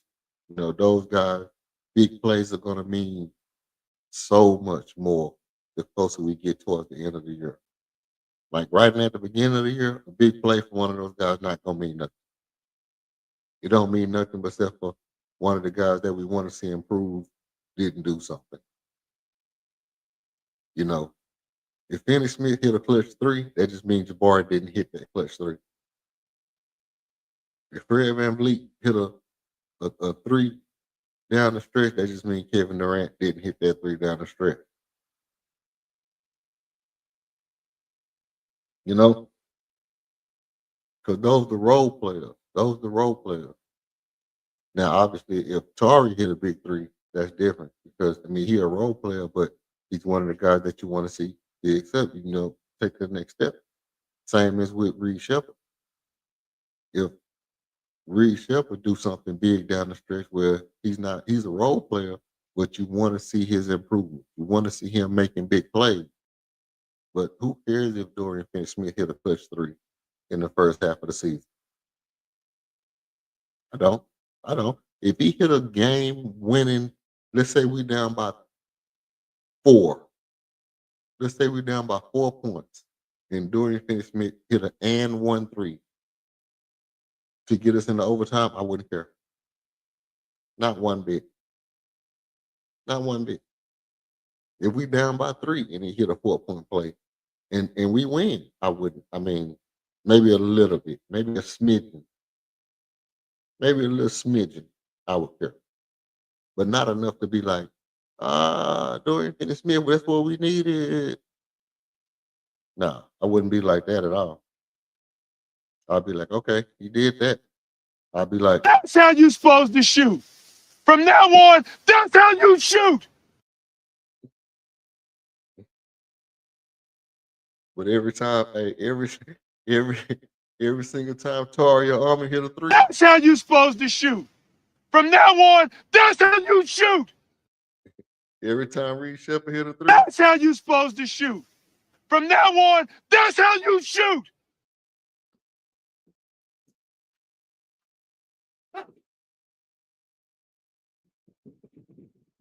oh, there you go. That's how you supposed to shoot. From now on, that's how you shoot. That's every time Reed Shepard hit a 3. I'm busting shots every time he hit a 3 this season. But but like Dorian Finney-Smith and um, Fred VanVleet, like okay, like now I tell you what though, if Fred VanVleet throw an alley oop, this what I don't know. Why come? I don't mean to be rude. There's so many questions. Is Fred VanVleet gonna throw any alley oops to Amin Thompson this year? I don't mean to be rude. There's so many questions. Is Fred VanVleet gonna at least get a steal a game, steal and a half this year? I don't mean to be rude. There's so many questions. Who's our better center, Clint Capella or Steven Adams? I don't mean to be rude. There's so many questions. Shot clock winding down. Fred VanVleet take the 3. Kevin Durant take the 3, or did Kevin Durant draw and kick? These are all great questions. These are all great questions. Who Ime drawing it up for in the clutch? I don't mean to be rude. There's so many questions. You going to Kevin Durant on the pull-up 3, or you going to Al going in the post? Just questions, bro. These are just questions. These are just questions. But hey, look, like I said, not gonna keep y'all on too long. I could do this all night. I could sit here and talk. I could sit here and talk about this shit all night. I got nothing but stuff that I can talk about, but I want to hold some of it for later in the week. I really just want to get off a couple of things about that tread lightly shit. About that tread lightly. As far as the people who think we need to temper our expectations,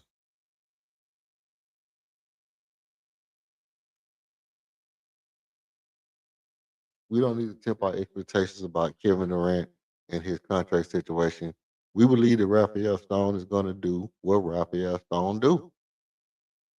He's going to do Raphael Stone type shit. He's going to get Kevin Durant on a contract, like I said last stream, that fits with the timeline that he has in place. Because that timeline is what's keeping him a job. No matter what Kevin Durant contract is, it's not a big deal. It's not a big deal. It's gonna line up to where Raphael Stone still has the flexibility to make the moves that he wants to make when he needs to make them. That's what he's been doing. That's what Raphael Stone is going to do. Nobody's treading lightly about Kevin Durant and his contract extension. Tell you what, we're not going to tread lightly as far as our expectations on what we expect can happen this year and is highly likely to happen this year. We do expect to be in the Western Conference Finals, even though there are very good teams on the West. We do think that we have the best team overall. Overall, we do have two champions on our team that were integral parts of champion. Well, three that were integral parts of championship on our team. And Jeff Green, Fred VanVleet, and Kevin Durant, all who can contribute right now. And we do have two of the brightest stars up and coming in the league on our team, maybe even a possible foe. And if it was Spades, I say I'm going board. We got at least we going board. We got at least four up and coming stars on our team right now. I'm going board with four and a possible one.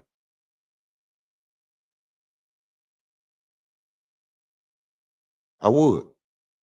So we're not going to temper our expectations as far as that's concerned.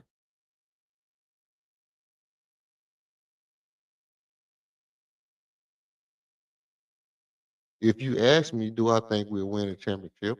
I would say, it's highly likely that we win a championship this year.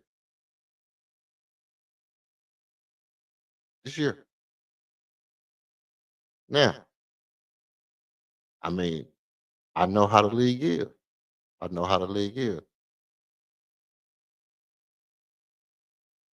I know, I know that there are other things at play as far as the league goes. Players that's getting old, they might want to send off on a high note. Jersey sales and ticket sales from players they need to have in, as far as, those guys who bring in the numbers, who put butts in seats, who you walk through the turnstile to see. I understand that those things are in play and that those things are also, they move the needle as far as whether you can win or not. I understand that there is the fact that they need up and coming stars to show their value and marketability and be able to put butts in seats in the future. And one of the best ways that they can make an up and coming star is for Shea Gilders Alexander to lead his team to another championship and win back to back chips. Because right now, they have a team that's kind of like the old Detroit Pistons team. Even though Shea is a bona fide star, you still don't look at Shea as he is the best player in the league. It's just he's very good. He's very, very, very good. And he might be right there at the best player of the league, but he's not what it do. He not at the, they still never gonna put him over Yo. And if you ask somebody, is Shea better than LeBron or is Shea better than Steph Curry, they probably would tell you no. What up with it, KLD? You popping up or you at work?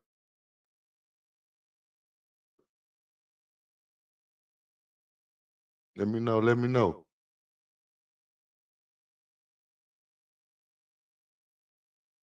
I ain't think I'm saying. I thought you might have been mad at me. You know what I mean? Because I exposed how I cooked you on the debate. You know how it go.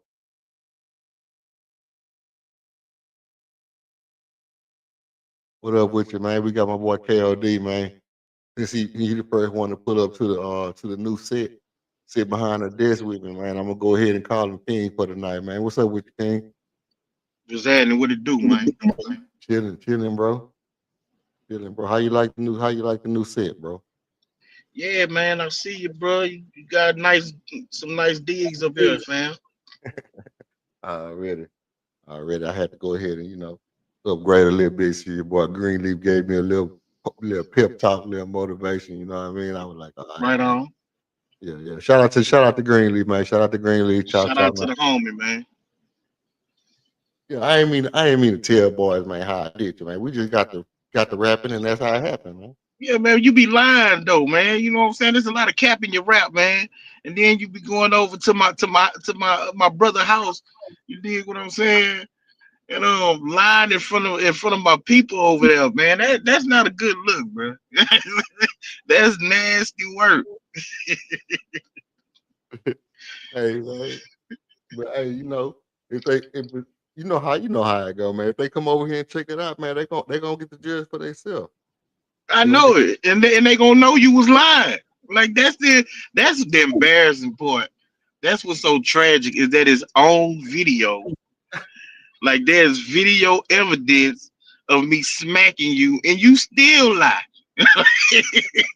like, like that's some shit nigga that got recorded getting knocked out, and then go to the hood and say, "Man, I whooped that nigga, bro." You know what I'm saying? Like black niggas ain't gonna see the video. people do it. Black people ain't gonna never tell the truth. But You right. You right. But you the type of nigga that had that shit on video and be like, yeah, but they start recording after I had already whooped the nigga. You know what I'm saying? Then the nigga snuck me. That's how he knocked me out. I was tired and shit. I'd already whooped him like twice. You gonna have a whole scenario about getting knocked out. You know what I'm saying? 100%. 100. Look, like I said though, you know what I mean. I knew how I was gonna debate you. I knew how I was gonna debate. First of all, that's how I debate. That's just my style of debate. But I know how people on different platforms debate. People don't debate like I debate. I debate like I got a certain finesse with the way I debate. I don't got to argue against your point to prove mine. That's just me. So I say, if if if people that study debates listen to the debate, they're gonna be like, man, that boy that did that. They're gonna look at No, they mine. gonna say you got smacked, bro. Like at the end of the day, you got smacked. Like you could not. I ain't even finna go over that debate no more. I whooped you already. I ain't gotta keep fighting that same battle. What you chopping it up about tonight, man? Cause I'm just now, locking in on YouTube and seeing that you was live. So I'm gonna come over here and throw you a like and holler at you. So I don't really got the gist of what you was chopping it up about. All right, yeah. So I mean, what I started out on was first. Let me say this before I go there. We can always set up that other debate because ain't nobody never picked it up yet. So we can always set up the other debate because you be saying you was gonna do it, but then you keep ducking me on it. So we'll Hold get on, to that. hold on, wait. See, there you go lying again. There you go lying again. It's no debate. I told you I was gonna pick up that I done ducked you on. What debate you talking about? You did say that we can jump on that. What's it called on that? What was it? The most overrated or underrated? It was underrated or overrated player. Most overrated. But where? What you mean, league wide or? Oh, the Rocket, the most overrated Rocket player ever. Oh, okay, yeah. So I don't remember saying I'd take that debate, but I mean, we could jump into that conversation. I mean, to go through the history of the Rockets and declare the most overrated. Who you got in mind? All right, I'm gonna go Aaron Brooks. I mean, we talked about this a Oh, little I bit. remember that. I remember that conversation. But I remember us talking about this conversation. But again, if you wanted to have that debate and you want Aaron Brooks to be your centerpiece as the most overrated Rocket of all time, I smoke you on that too. you still gonna Because be crazy. most people don't even rate Aaron Brooks as one of the best Rockets. Probably like in the top 20, 25 Rockets of all time. So how can he be the most overrated? You gonna use Tracy McGrady? You gonna try that one? Yeah. I go Tracy McGrady before Aaron Brooks. Uncle He got a better argument for being most overrated than Aaron Brooks do, bro. Cook. I'll get cooked. Huh? You'll get cooked, bro. I'm just letting you know right off the bat. Come on, man. I told you I do this. Anyway, so you were talking about Okay, yeah. So now what I was talking about was the little the little Forbes thing.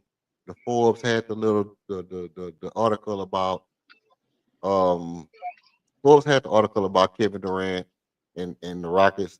Tim McMahon talking about the Rockets need to be cautious and about his extension, and Tim McMahon was saying because it was like this. Tim McMahon in the article was like, it was rumblings about the Rockets, um, Kevin Durant not asking for the full max.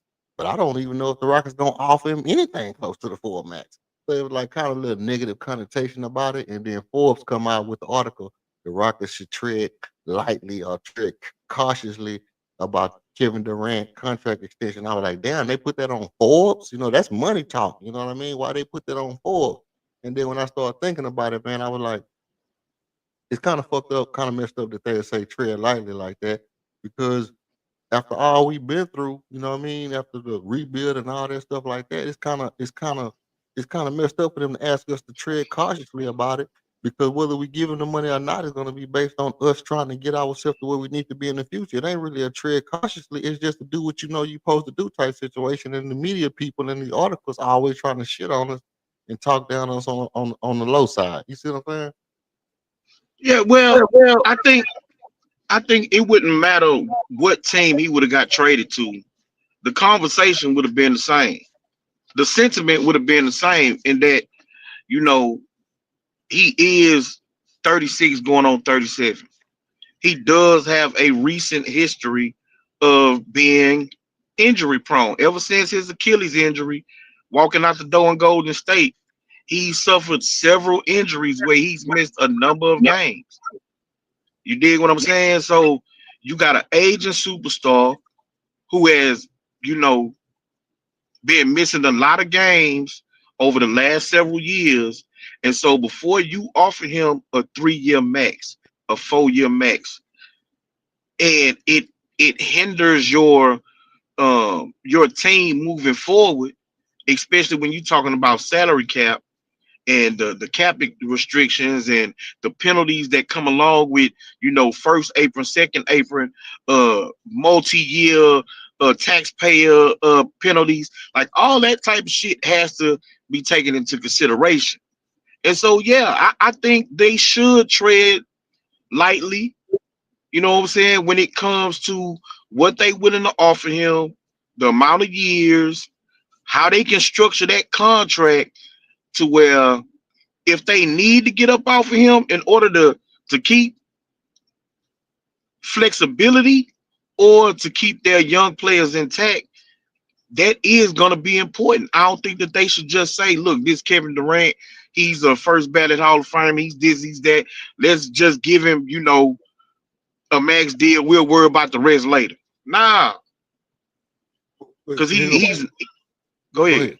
Now I was gonna say, but this is my question. My question is that treading lightly, or is that staying par for the course for what Stone been doing already? Well, Stone hasn't had the capability or the opportunity to have this level player. We talk again, first ballot Hall of Famer, documented superstar, two-time champion, two-time Finals MVP. He haven't had that type of player under his under his apron to have to make a decision on what type of contract you can give him or not give him. Like, he had a bunch of young players, talented. They got some upside. They really haven't reached superstar status or even all-star status for most of them. And LP's all-star was bogus as hell, but he hasn't had that type of player. So now he has this type of player. What he does with Kevin Durant is going to be big. one way or the other. Whether you pay him, you don't pay him. There's pitfalls either way he decides to go. So he does need to tread lightly. He has to make the very best decision for the Rockets moving forward. He got to get it right. Okay, okay. I'm gonna just gloss over the fact that you said LP All Star was bogus. We'll revisit that. Put a pin in that for right now. But here's the thing though.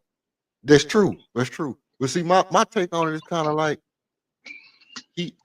like Stone has already shown that whatever he's gonna do, he already thought it through before Kevin Durant even got here, right?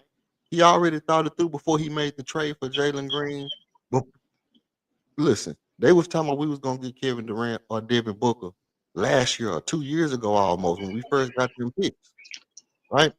Soon as they start saying, "Oh, they're gonna get Kevin Durant," they're gonna get. Well, we're not really trying to get Kevin Durant. We holding out for Booker.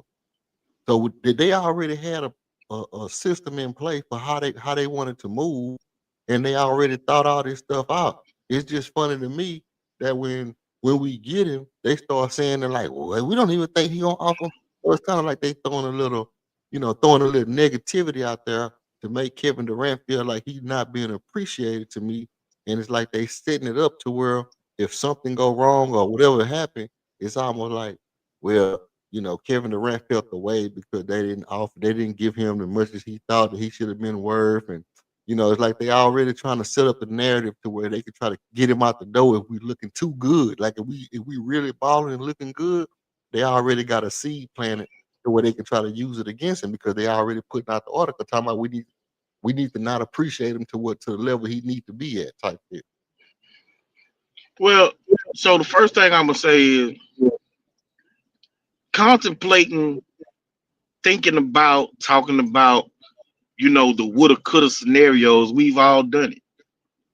You dig what I'm saying? Like we've all talked about hitting the mega ball. You know what I'm saying? When we didn't want $300 million and what we would do with it and who we wouldn't get no money to. Like we didn't all had that conversation. But when you actually do it, if you actually hit it, that's a whole different conversation.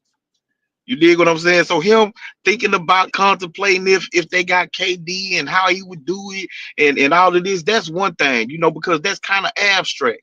But when you actually pull the trigger and you got KD in the building and his agent comes and says this is what he wants, and now you looking at the practicality of it all, it becomes a different conversation. Now again, I believe no matter who would have made the trade for KD, if they trade for KD and they got a team intact that looks like it could be, one of the upper echelon teams, and KD is on the final year of his contract, people are going to speculate, talk about, or throw out, scenarios of, hey, what is this team gonna do going forward? They better tread lightly with this contract. As far as how they move going forward with this type of player, this type of a superstar, with everything that we know that's been going on with him for the last handful of years. I, I it just felt kind of like shade. It just felt kind of. I see what you're saying though. I mean, it's like it's news. You kind of gotta say it. You know what I mean? You kind of have to say it, but you ain't have to say it like that, bro. We know what we doing over here. That's all I'm saying. We know what we doing, bro. We don't need Tim McMahon talking about. If it wasn't Tim McMahon just basically said, I don't think they're gonna give him nothing even close.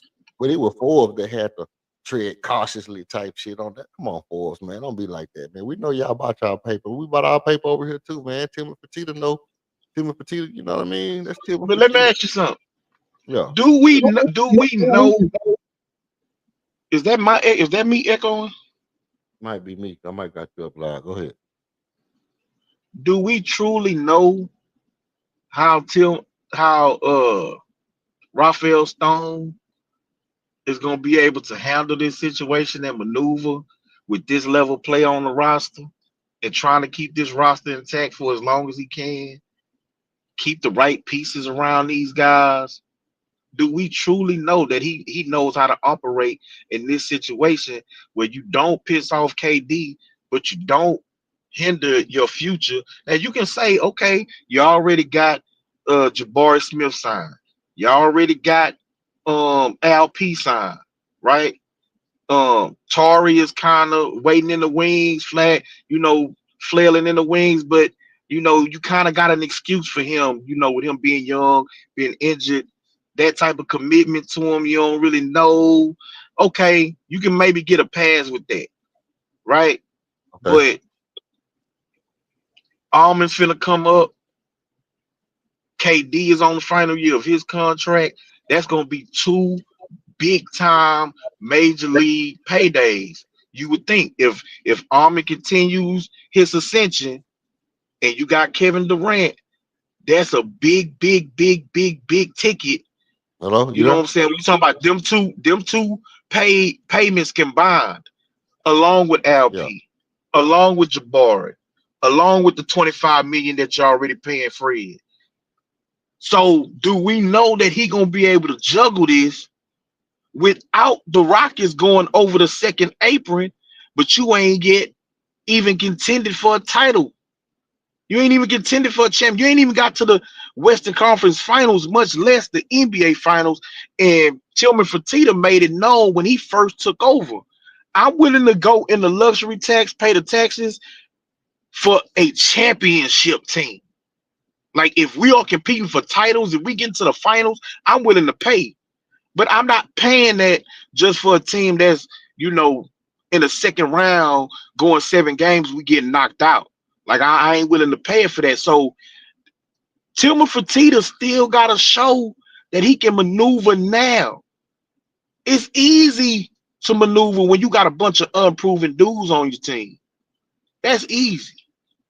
It's made easier when you get a headstrong coach who comes in and say, look, this is what I want, this is who I want, and the ownership is completely behind him to say, look, whatever he wants, get it for him. Okay, I wanted James, he wants Fred, fuck it, we gonna go with Fred. He wants Dylan, okay, we gonna go with Dylan. And the coach proves that he made the right decision. Okay, cool. The coach wants KD. Okay, I would have rather ran it back with Jalen, but he wants KD. I'm gonna get him KD. But now this is something that the coach can't bail you out on. You got to be able to maneuver these paychecks, and keep this team intact. Keep the ownership. Keep the money under the second apron. Right? Like you got to do all of these things and passing out these contracts to these young guys and the old guy that you already got. We ain't seen them do it before.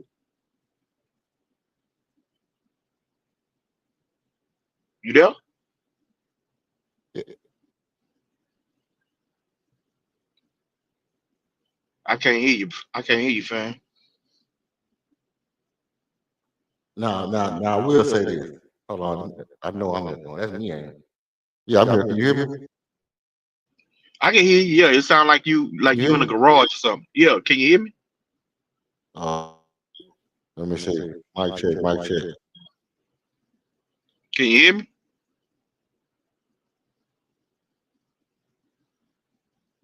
But Yeah.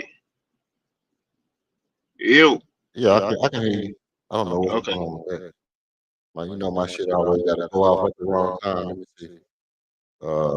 Check 1, 2. Okay. Nah, but look, I'm gonna work on it while I'm talking. But look, this what I'm at. Okay. Um, the Armin Thompson thing and the Tari East thing to me, what I was talking about earlier. That yeah. Oh, that to me is two of the biggest problems that I see because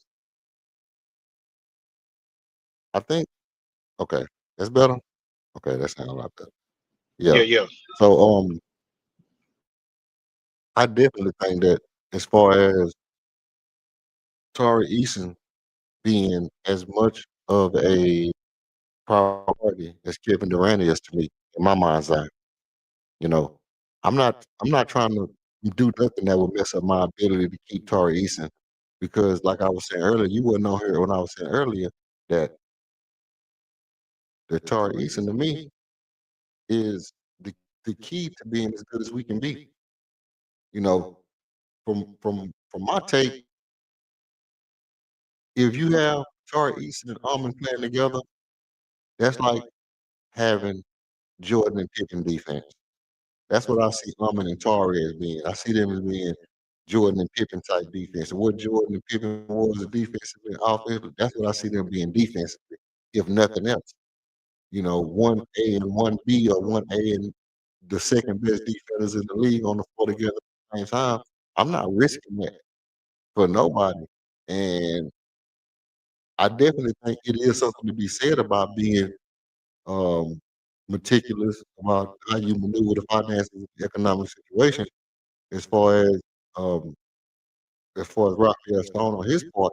But I think that overall, I think it's already accounted for. I think they already accounted for that. I think they already now. If they said not tread lightly with Kevin's contract, but if they said they need to be sure of what they want to do as it pertains to Tari's contract, I would be like, okay, now you talk. Now you talking because Kevin contract is Kevin contract. He gonna get it. He gonna take it. He gonna be mad. He gonna stay. You here for 1 year and you gone next year, cool. It don't really matter. But if we mess up with Tari, if we give Tari too much money and he hurt, or we let Tari go and he end up being he do end up being the Scottie Pippen of defense, and we could have had it's one of those situations like man, we could have had Elijah Warren and Jordan on the same team. It ended up being some shit like that. Where we end up looking back and being like, we could have had Tari and Aubrey on the same team playing defense. Can you imagine that? And we end up letting Tari go because we trying to, you know. So I see what they're saying as far as, being mindful of the contract, but I think it's not so much as being mindful of Kevin's contract, but just saying, hey, we got our toe in the sand. We're not gonna lose Tari because of Kevin's contract. And that's not a tread lightly situation. That's a put your damn foot down and don't go over it if you know that you're gonna, in possibility potentially messing up your future and what the full potential of your future can be. Well, look, I'm gonna You know, keep it tall. that's kind of my take on it. So I Can mean, you I hear was me? I was looking at it. I was saying that Amin, Tari, even over like most people say, Jabbar got to be the next one to take a big step. Not for me. I feel like if Tari is the person who takes the biggest step in, that makes our team better than if Jabari takes a big step this year. Because from where Tari was to what we know Tari can be, it's like it's nowhere even close. He was nowhere near as impactful as what we know that he can be if he gets significant minutes, remains healthy throughout the course of the year, and develops, you know, a little bit more ability as far as, offensive awareness, turning the ball over, or whatever. He gets a little bit more consistent with the turnover and cut that down a little bit, improve his three-point shooting. He didn't shoot bad last year, but if he can Yeah. Can you hear me? shooting a little bit more consistent, turn the ball over a little bit less, be Hey healthy, yo. play more minutes, I think Tari is a better contribution to the team than Jabari. Okay. And I think that's the biggest part of the Kevin Durant contract that when they talk about Yo, yo, yo, yo.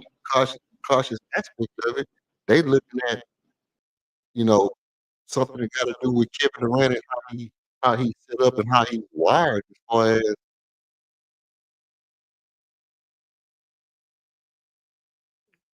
yo, yo, Yo, can you hear me?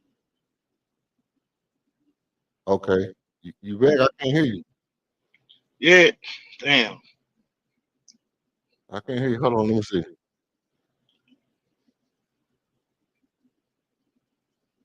Yo, yo.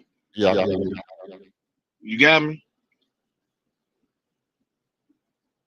You got me?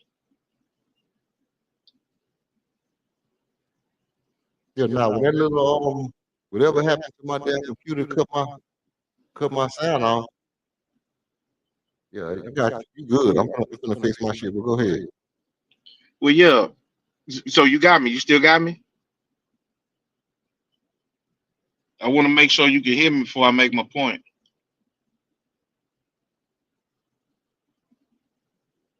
Yo, EF.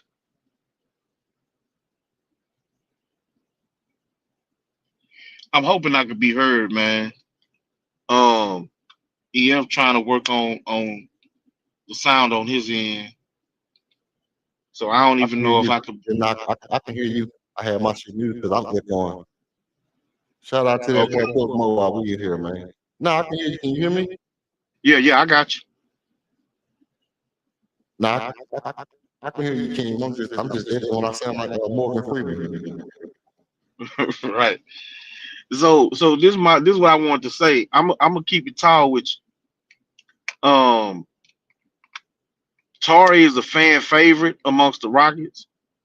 He does do some good things defensively, spark plug, all of that.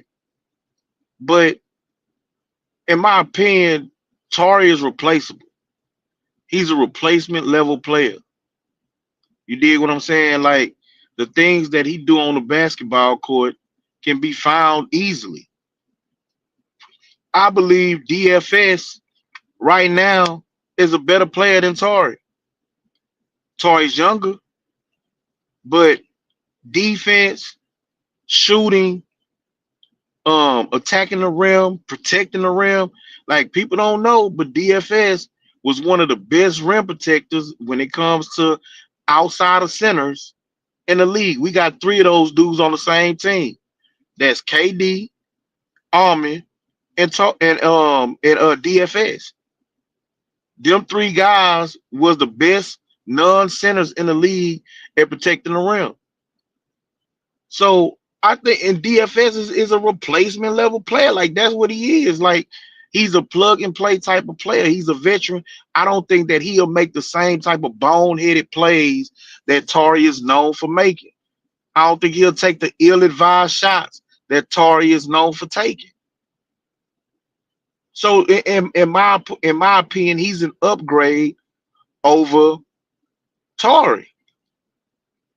So I understand again, he's a fan favorite. We all love Tari. You know, I was even talking about the potential of Tari being in the starting lineup over Jabari because of the fact of the level of play that he gives. He's a high level player, high energy player. You know what I'm saying? He'll make a ton of mistakes, but he'll make a lot of plays for you too, as far as getting steals, creating havoc, that type of thing. And so we, you know, as Rocket fans, we love Tari. But Torres should not be the make or break player for this roster. Not like not close. You know what I'm saying? Like losing Torres, I mean, as Rocket fans, we wouldn't want to see it. But overall, for the for the team, I don't think that it's gonna be a drop off or the team is gonna suffer if Raphael Stone decide not to keep Torrey Eason. If we can move Torrey and bring in another piece, a dependable piece, I'd be all for it. You dig what I'm saying? So I think a lot of the future of the Rockets is more so gonna depend on Reed Shepard than it is Tari Eason. Because if Reed Right. Shepard show up, Right. That's insane. then No, that's then the insane. Rockets, That's, huh? What'd you say?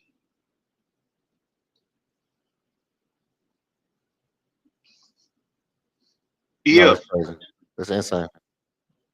it's insane, fam. I said Okay, that's again, insane. That's crazy. That's crazy yeah, talk. That's crazy bruh, talk, bro. bruh. That's crazy talk. Old Shep was the number three, number I said four this is overall yeah. I pick. said it's crazy talk. Yeah, That's but insane. it's Yeah, not, fam. 100%. Go ahead. Go ahead. Tell us why.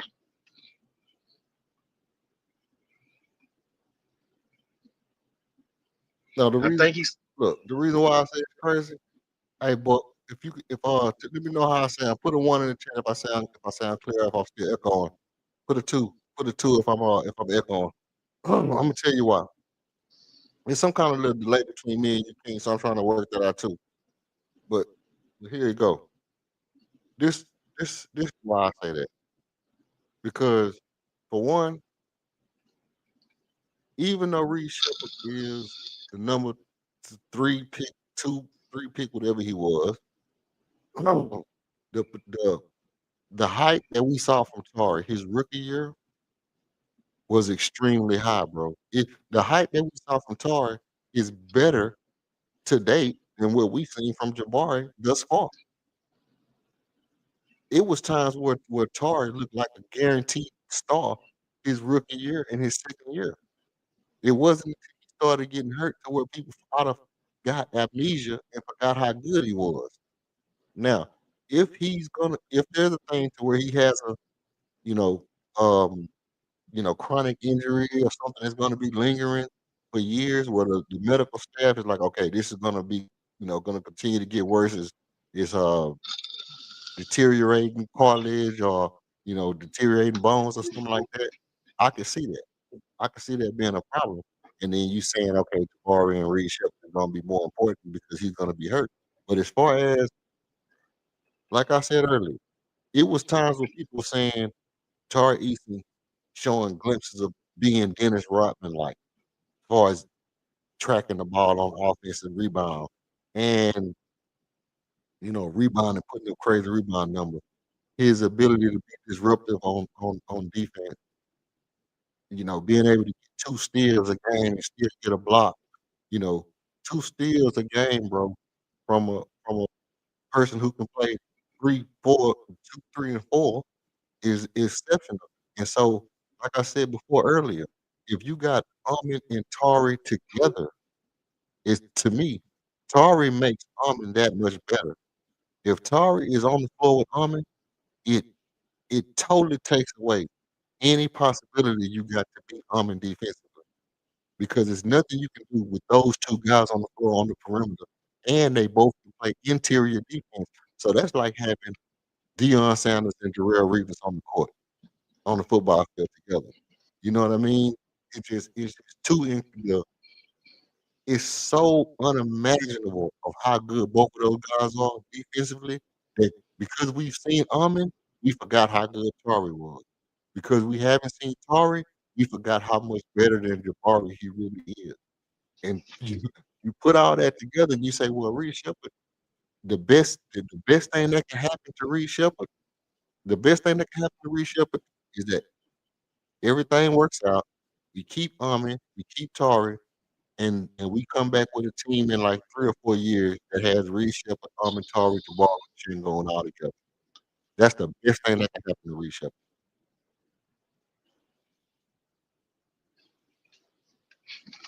Yeah, but again, Tari is a replaceable player. Like what he gives you, what he brings to the Rockets is far easier to find in the NBA than a high level point guard that can pass and shoot at a high level. That's why I said if Reed Shepard makes the jump or makes a leap where he's dependable to be able to run the offense, shoot the ball at a high level, and pass and compete on defense, that will bring more to the Rockets than anything that Tari Eason is going to bring. Because I think DFS right now is a better player than Tari.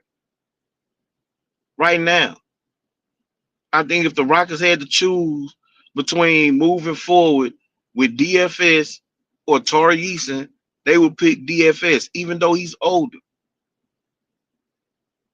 Because if you're competing for a championship, you want that veteran know-how who's not gonna make the bonehead mistakes and the bonehead plays that can cost you games, especially in the playoffs. I understand. I like Tari Eason too. I'm a huge fan. I said this before that I made the argument that year 2 for Jabari and Tari, that Tari probably should have been in the starting lineup over Jabari. And the reason why we like Tari more than Jabari is because Jabari's shooting had not at that point lived up to the hype. You could probably say it still really hasn't. He's a more energetic player, right? It seems like it looks like he hustles more than Jabari. He makes those type of plays. And so when you look, and you can argue that he's a better defender than Jabari. I think Jabari is a high level defender. It's just you don't see him all over the court like you do with Tari.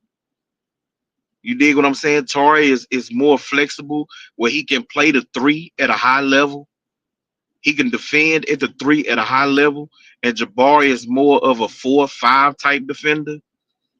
You dig what I'm saying? So I can understand, people making that argument, but I don't think well the Rockets have shown you that they would not pick Tari over Jabari by the fact that Jabari has already gotten a mega deal for 5 years. They got control of him for 6 years. They haven't gave Tari nothing. So if the Rockets had to choose, they chose Jabari.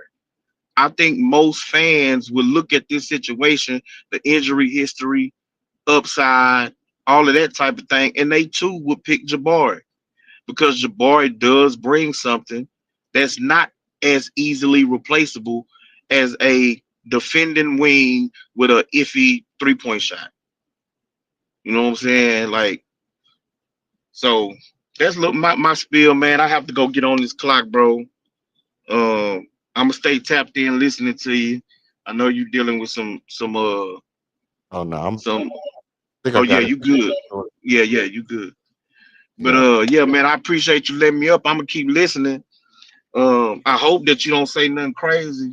Well, I gotta step out my gig Hey, and come back I'm on the trying, panel. I'm gonna try to be reasonable for the rest of for the rest of my time on. But Already. if you get out of line, then I gotta say what I gotta say. Already. I All right, appreciate you, appreciate man. Shout out to you, man. Shout out to the chat, bro. you, man. Shout out Don't to you keep too, cooking. LD, man. Appreciate you coming up, man. Already. Hey, am I echoing over there? Put it one more time. Let me know if I'm echoing. I can check right here though. But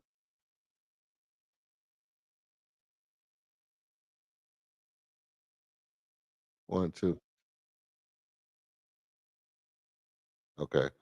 So I'm not really echoing. I just can hear myself. But no, look, here go the thing. I'll put down a little bit and cut that off. Okay. Look, now I get what he's saying, but all in all, I just don't agree. I don't agree wholeheartedly with what he's saying because you can say that Tari is replaceable. You can say that Tari is replaceable, but the thing is my point is that if he makes the jump, if Tari makes a jump to where we expect him to be, there's no way Jabari can make a even where we expect Jabari to be. If Jabari gets to where he is, to where he's expected to be this year, and Tari gets to where we expect that he could be this year, Tari's better. It's just that simple. It's that simple. Because we would say all we need Tari to do is we just need Tari to make 36% threes. We need Jabari to make 40% threes. We need Jabari to get to 40% threes. 39, or at least no less than 39, and play solid defense.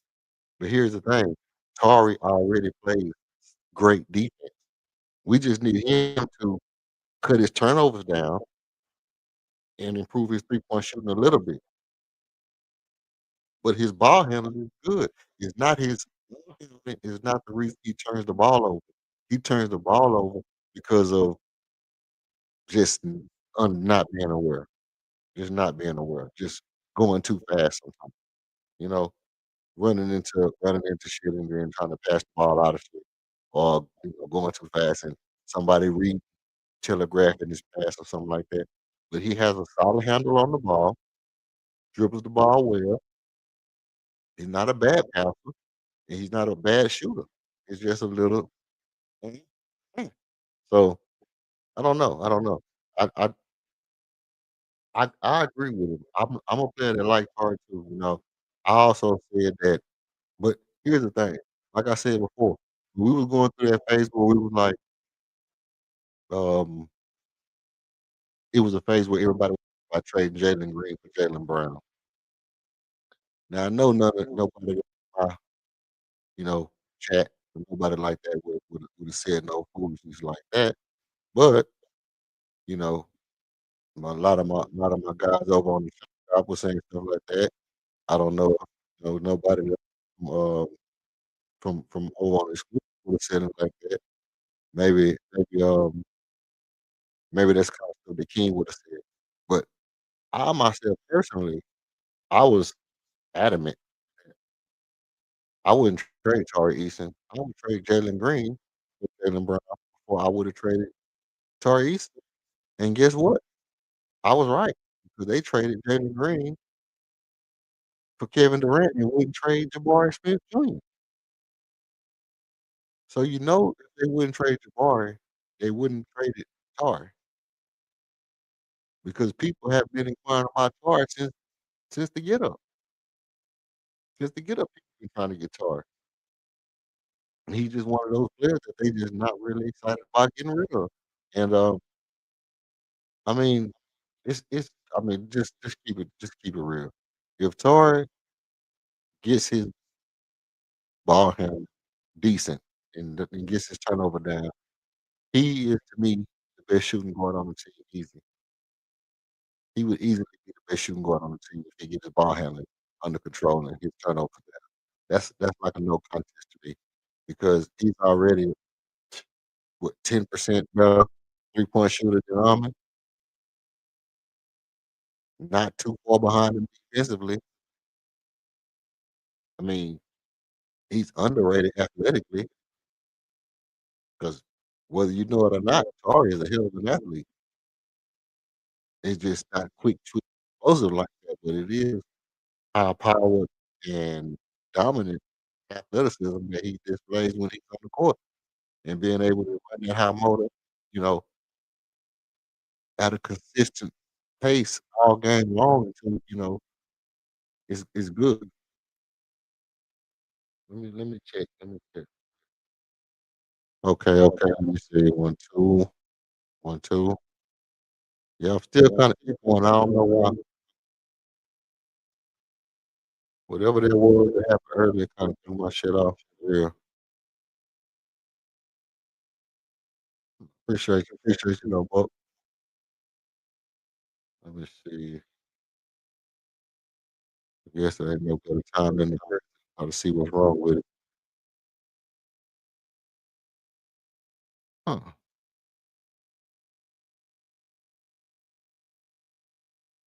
Hello? Still echo? Hello? Yeah, I still got this crazy echo. I don't understand why the echo what the echo going on.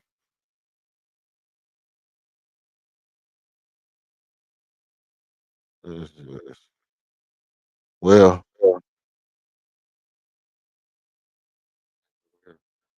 no, it ain't that. It's distorted too? Okay, I can fix it.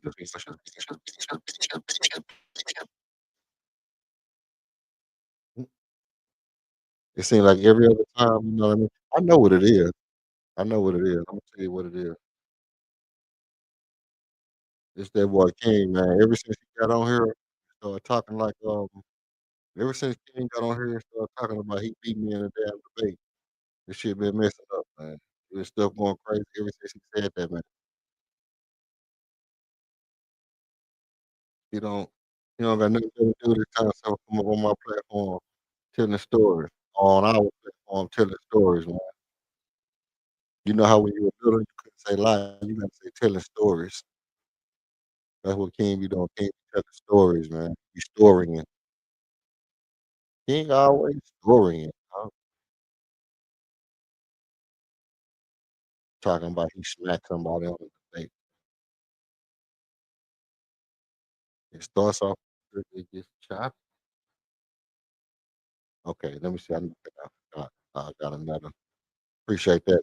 Got another background noise looking on. Mike, Mike.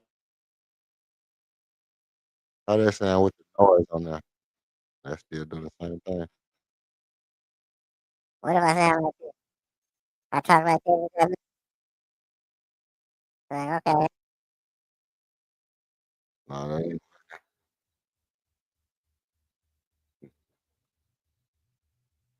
no. What?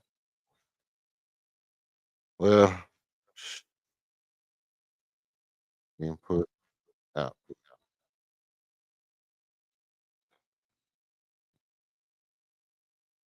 Bam. Okay. All right. I don't know. I don't know what the hell it is. Hey man, look. Sometimes it be like that, man. The sound just messed up when I don't know. It just went everything went off the screen, came back on, and then the sound started messing up. But it's all good. We gonna deal with it because I gotta figure it out before I hear this what's kinda going on. But I appreciate you though, Pug Mo, man, giving your boy that heads up. You know what I mean?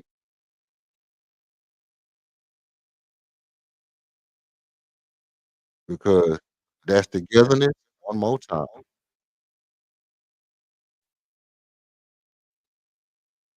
Let me see. Man, it's Mike. I don't need him just my bike, boy. I might have to get loud on here. I might have to get unruly.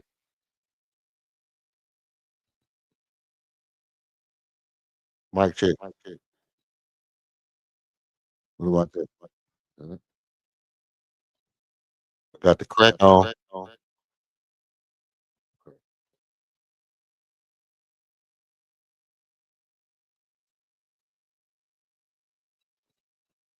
Elimination. Okay, what about that? Oh shit. How that sound? That sound better?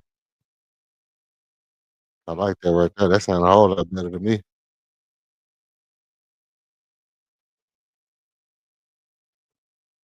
Drop a one if I'm clear now.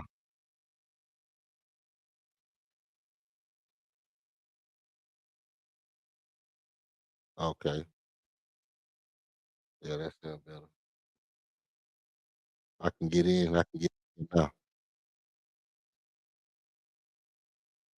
I just figured out something new. See, that's what I'm talking about, man. You know, sometimes you just gotta have. Sometimes you want to go where everybody give you a hand. I think I just mixed like two songs together that don't even go together. But that's all right though. I appreciate you though, Buckbo. I done figured out something new I ain't even know. Cause since I had got my whole new setup, I had got this setup like a month ago, and I ain't doing no plug it up and just get on here and talk. I ain't know nothing about what half them buttons did. I ain't never had to use them all. But that right there just came through. Just figuring that out right there just showed me something I ain't know nothing about. But If I talk like this right here, see, now I can't hear that. Yeah, then let's see. You can hear it though, can't you? You can tell how I sound. Nope, that's the backing vocal. I just put the backing on the way. But now I can hear myself. I don't know. But either way it go, man. Look, I've been in here, man, for a little while, 2 hours, 30 minutes. I would stay on for a little while longer, but this thing is about to frustrate me. You know what? I will give y'all this. I'll give y'all this. What King was saying about what King was saying about what hold on. What King was what King was saying about Reed Shepherd and Jabbar.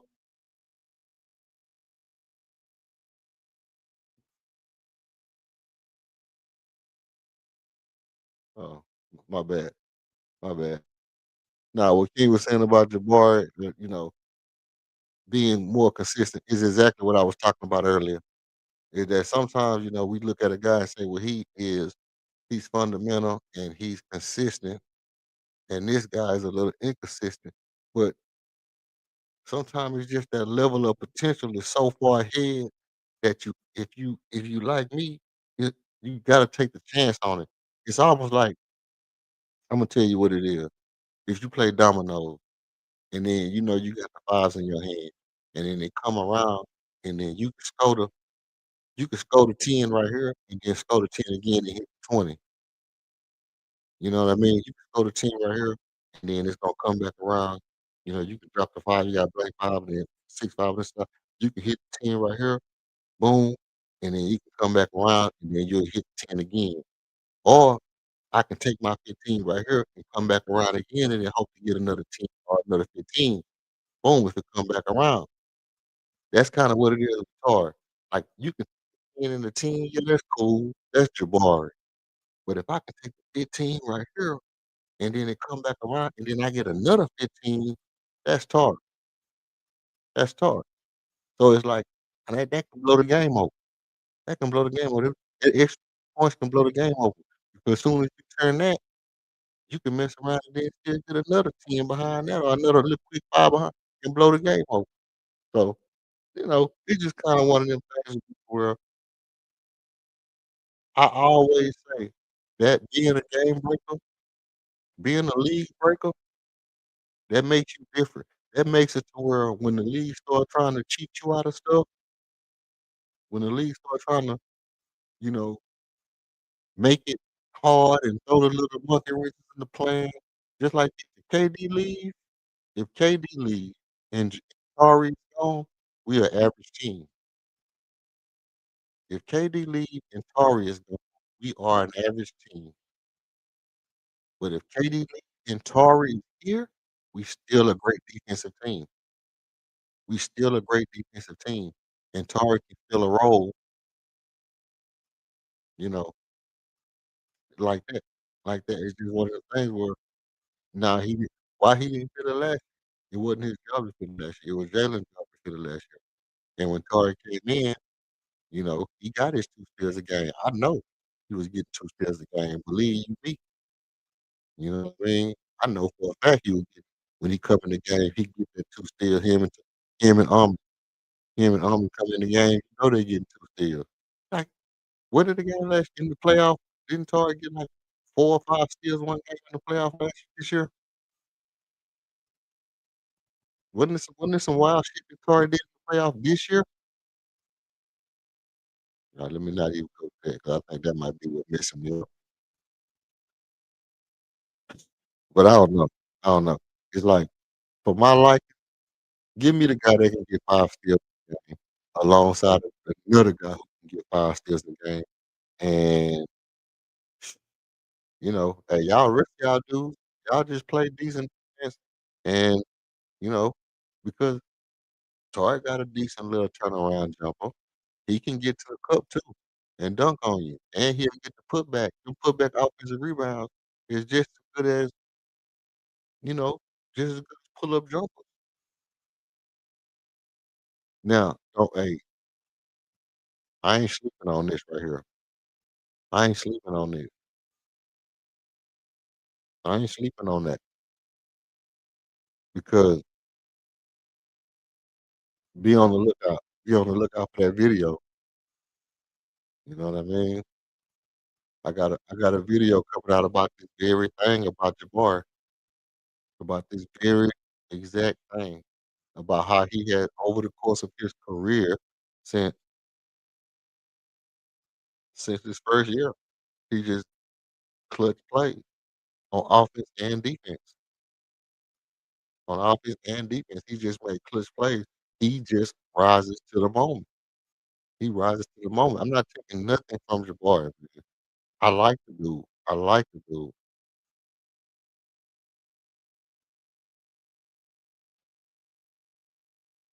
I just happen to like I mean, and to be honest, let me say this. I don't even like Tari more than I like Jabari. I like Jabari more than I like Tari. And no homo, no diddy. Fair use.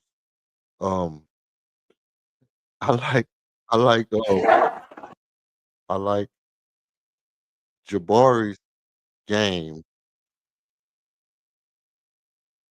I like him. I like his fit. I can't even really say that.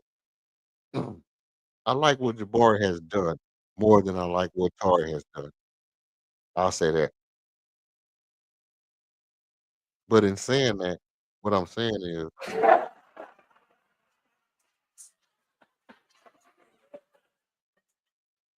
in saying that, what I'm saying is that I still believe Tari can do a lot more. I still believe Tari can do a lot more.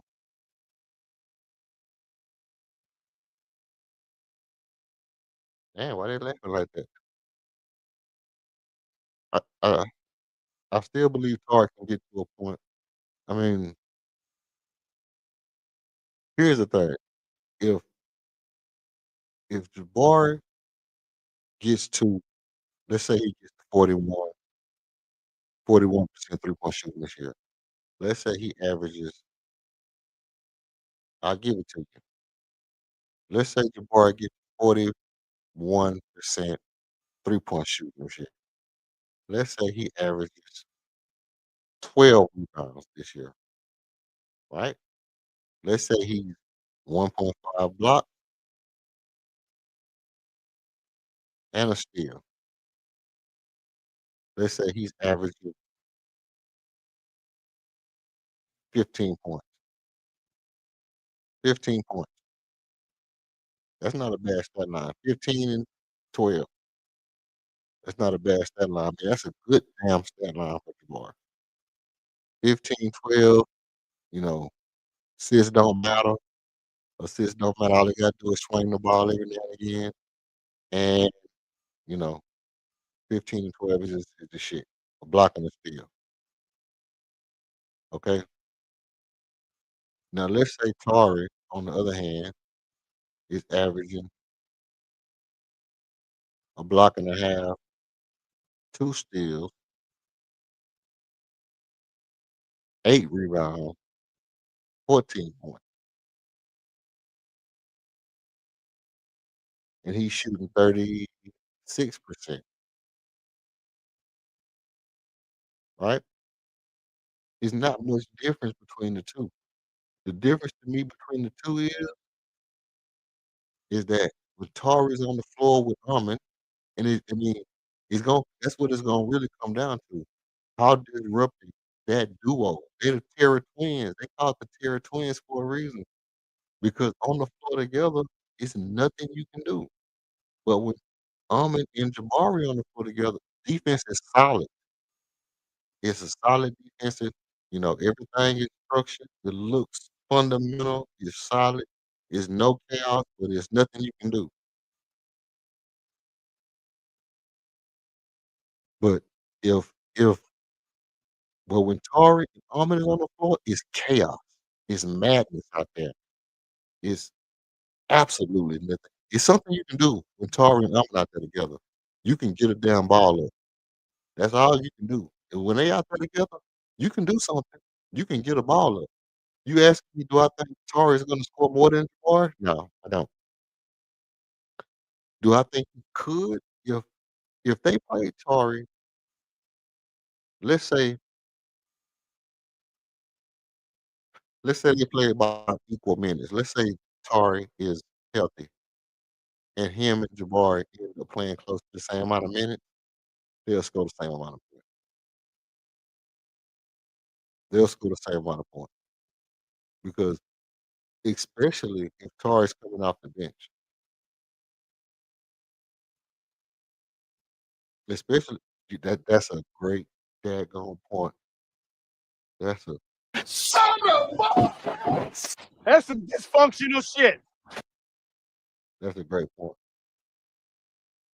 No, that's a real good point. That's some dysfunctional shit. What the hell? Um, no, no, no, no. When I put that on, that'll mess up, mess up.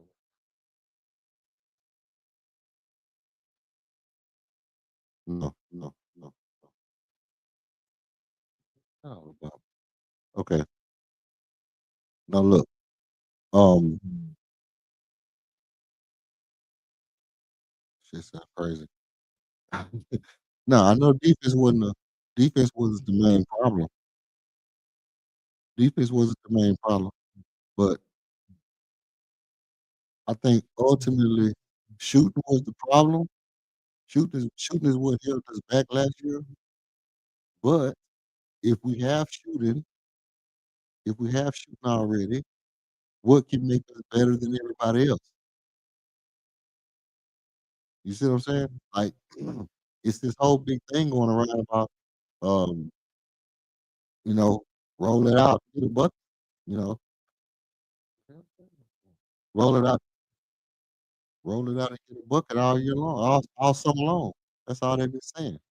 Roll the ball, get a bucket, roll the ball out, get a bucket all summer long. Now we can roll the ball out and get a bucket, you know. Why?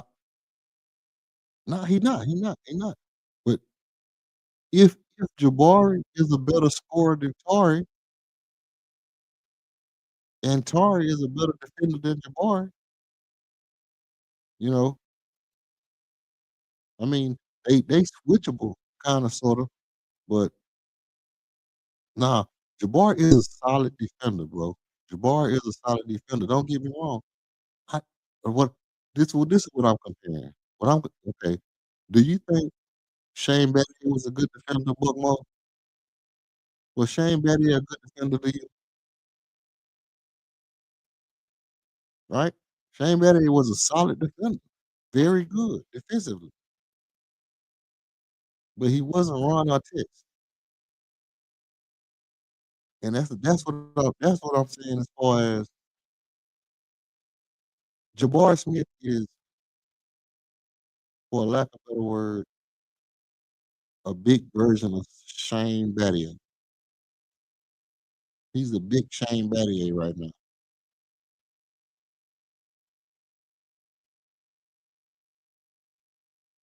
and I'm saying, you know,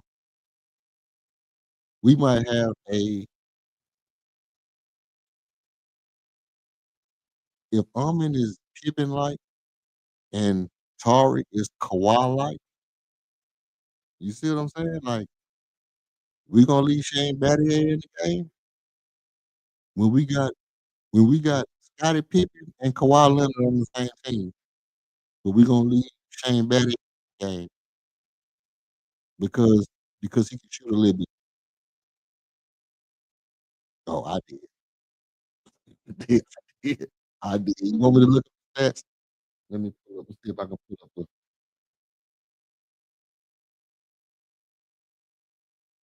let me see if I can pull up the stats on my phone because I don't want to mess with this browser. This browser acting funny. My shit popping in my ear and everything right now.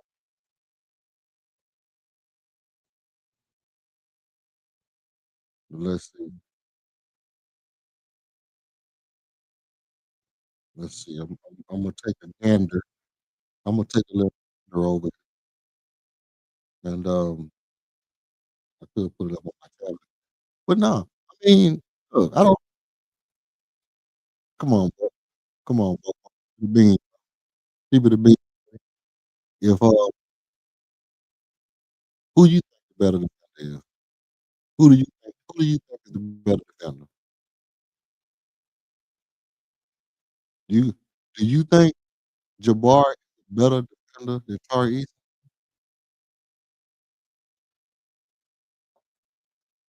You think Jabbar is a better defender than Tari Eason in real life?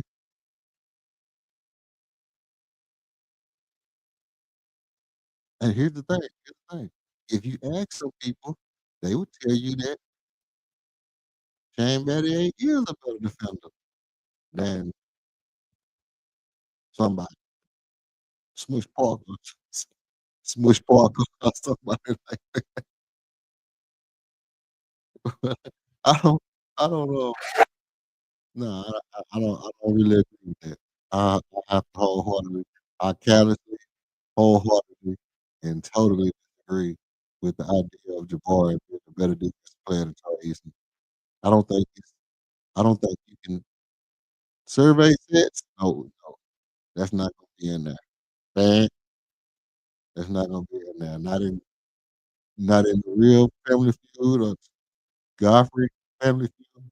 You ask 100 people, Who's the better defender out of Jabari Smith Jr. and Tari Eason? I think 75% gonna say Tari Eason. I think we looking at about 75% of people would say Tari Eason. And that's just without the stats to back it up. That's without the stats to back it up because you know, I'm strapped right now, but they put enough flow. And when I put up these stats, I'm gonna run them by you so you can see. You can get a feel for what I'm saying. But I definitely don't. Nah, bro. Then you realize this. Who do you think is the better rebounder out of Tari Eason and Jabari Smith? Do you think Jabari is the better rebounder as well?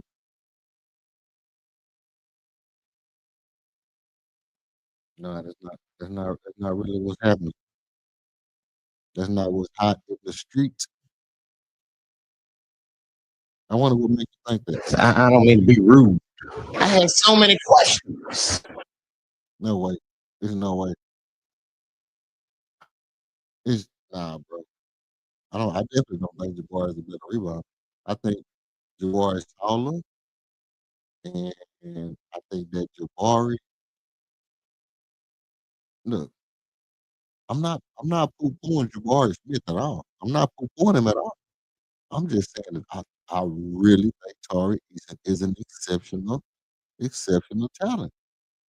It's just that simple. Tari is an exceptional talent. We just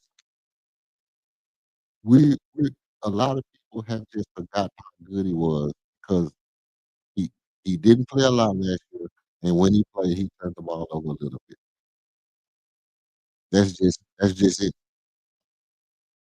He do make some he makes some crazy plays at times. Like I said, I think that's just from rushing. That's just from rushing because that's his job. His job is to get in there, speed up the tempo, create chaos, you know, be be all over the place and just, you know, just wire up the game, muddy up the game, murk up the game, make it go crazy, turn it up. And Jabari's game is his job is get in here and be fundamental. Get in here and be fundamental. Two dribble pull up, sliding your feet in the right place, sitting in the chair. 1-2 step, I'm in the corner. 1-2 step, I'm in the passing lane. 1-2 step, I'm in the corner. 1-2 step, I'm back out here where I can catch the ball. When the play start, 1-2 step back into my spot in the corner. I get the ball, head fake. If you come out, I go this way, 2-3 dribbles, pull up right here. If you close out, 2-3 dribbles, get to the basket.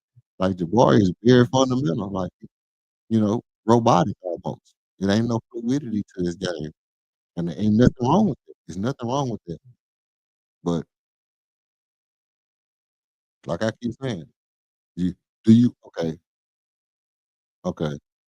Who would you compare Jabari to? Can't say Robert Ory. Robert Ory was super athletic. I mean, clutch wise, you could probably compare him and say as far as him right now, for the shots that he's made at at this age in his life, he's been very, very, very clutch for these first 4 years. You know, probably as clutch as Robert Ory was his first 4 years. If you really want to be honest about it, if you want to say over the first 4 years, Jabari has done a lot of big shot make I mean, not big shots because he haven't had no real monumental games to make those shots in, but he kept us in some games in the playoff this year. He, hit some home winners, played some clutch defense. But who would you comp Jabari to besides like Rashard Lewis? Um, that's who come up the most for me. Rashard Lewis comes to mind the most, but not defensively, you know. But he kinda like a Rashard Lewis crossed with Shane Battier. something like that. Not quite LaMarcus Aldridge as far as post play. Yeah, he is. He is. He a lot like a Rashard Lewis mixed with a little Shane Battier, right? And he don't score as much as Rashard Lewis, but Rashard Lewis averaged like I think 15, 16 a game. Uh, he not far from it. Jabari not far from him. He can get there. He can get 15 to 16 a game. And he's probably a better rebounder than Rashard was. And he's a way better defender than Rashard was.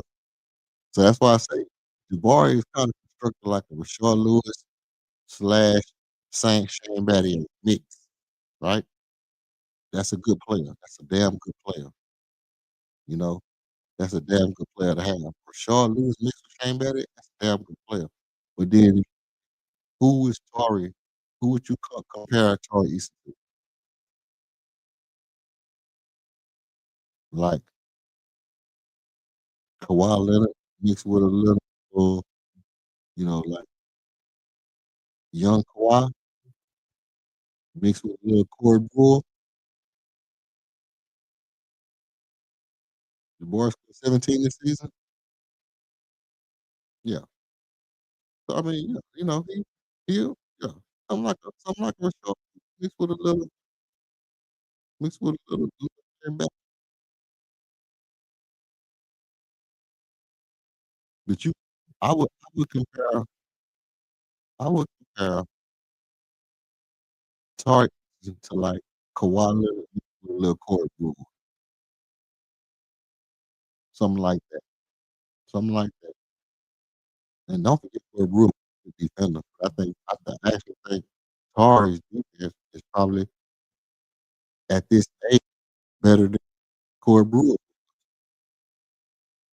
So how good is he really down the and his offense is well more polished than Corey Brewer's. He just be moving fast sometimes. But either one of those guys, like I would love to keep both of them. I would love to be able to, um, you know, like they say, I would love to be able to just keep the ball rolling until Kevin Durant retire, like get him for 2, 3 years. But if he don't stay for 2, 3 years and we have 2 years, okay, cool. And then he get up out of here. And then we have our team. We have our team. We stick them together, and they continue to roll it out. Because I said earlier before y'all got on, the perfect scenario for Reed Shepherd, the perfect scenario for Reed Shepherd is that he end up starting point guard for a team with Tari at the 2, Armin at the 3, Jabari at the 4, and Albert Sengun at the 5. That's the perfect scenario for Reed Shepherd because what that'll mean that he's the third on the team. All those guys have kinda came into their own, and he doesn't have to do a lot. He don't have to do a lot. All he gotta do is be a good point guard. He knows Albert Sengun is gonna be a developed all-star by that time. Armin gonna be on his way to being an all-star. Tari could be, you know, the perfect defender, and Jabari could be the perfect role player, and then Reed Shepherd could come in and be, you know, a prototypical point guard. No, I ain't sleeping on Barnes. I ain't sleeping on Barnes. Because like I said, most people think that he's the guy that's gonna have to take a leap for us to get to where we need to be this year. I mean, we know it's Albert Sengun. Most people like, who is that other guy? Most people would tell you it's Jabari. I just feel like if you could have no, that I don't agree.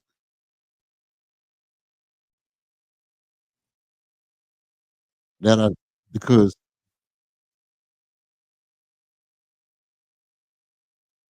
nah, I don't agree with that at all. I don't agree with that at all. Because even right now, nah, nah, I can't listen. Tell me why you think Eason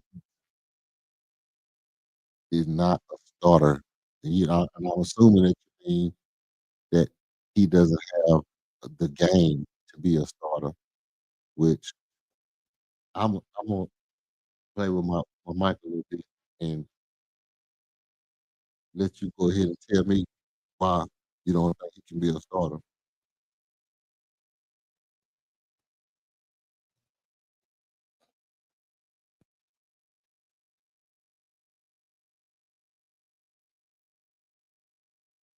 So you saying he inconsistent?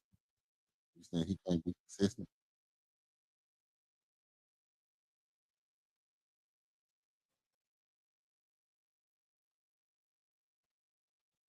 So you saying he can't be consistent? Okay. So what you saying? See, this is my exact point. This is my exact point, though, bro. You're not you looking at the fact that he's been hurt and saying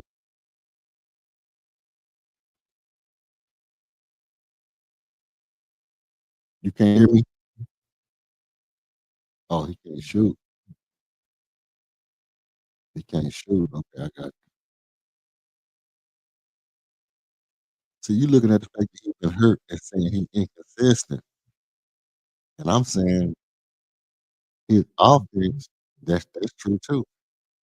His offense has been subpar compared to other players. But remember, Jabari didn't start off hot last year either. Jabari didn't have the best offensive strength at the beginning of the season last year. And for the most part, the beginning of every season, Jabari has had a Jabari has had a slow start. Jabari has had a slow start at the beginning of every season. But Tariq has consistently been dominant on the end and dominant around the glass on rebound. Every time he's in the game, he give you he give you that push, he give you that boost on the defensive end and on the rebound. Now, 100%, 100% about the health aspect of it, which is why I prefaced my thought with him being him being healthy. Um, everything's predicated on him being healthy.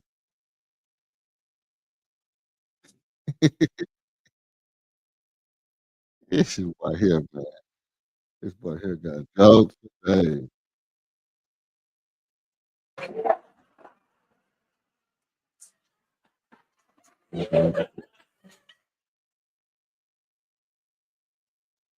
Yeah, no, um, um, um, um, no, I think that, but he definitely been no, he been consistently good defensively. He been consistently good defensively. Every time he gets in the court, he is wreaking havoc. He's wreaking havoc on offense, and he been consistent around the game. I mean, the only thing he's done is turn the ball over. Jabari as well has been consistent, especially you know after he came back from his injury, he really turned it around. When Jabari, because he wasn't shooting great, but he was playing solid defense. And then he got injured. And then when he came back from his injury, even though he was coming off the bench, Jabari was solid throughout the rest of the year. And he played better and better going to the playoffs and then played great going into the playoffs. That's why you see I got the playoff stats up here scrolling across the bottom because, you know, he played great in the playoffs.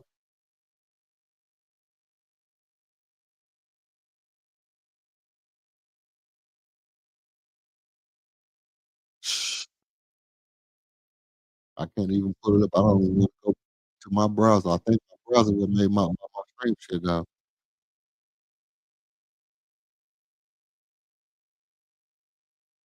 I don't know. I don't know. But I will pull them up for the next stream and do a little dive on Atari.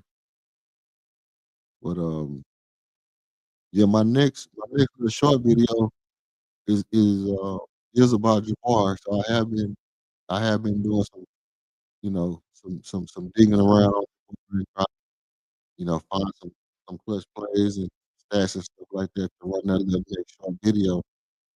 Um, little mini documentaries I be doing. I don't want to go on my browser. Yeah, it's gonna shut my screen down again. If it wasn't for that, I'm gonna Google up some stats. But if you want to pop up here and pull it up, no, those good numbers. Those good numbers. Nah, look, I had these up here for the reason of how good he did in the playoffs. You know, 45%. That's nothing to sneeze at for the playoffs. 45%, 80% from 3-pointer, that's nothing to sneeze. That's nothing to sneeze at. He did his thing in the playoffs. That was my purpose for putting him up here, not because, I feel like, you know, uh, I see what's going on up here. Hold on,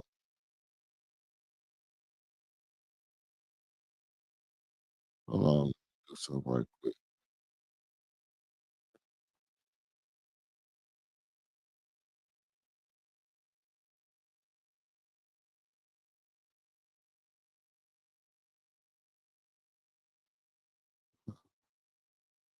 Yeah, okay. See now.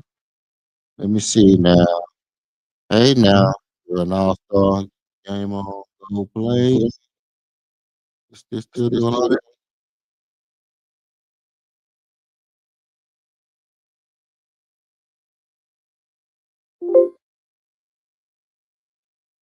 Wonder what I can tell you what-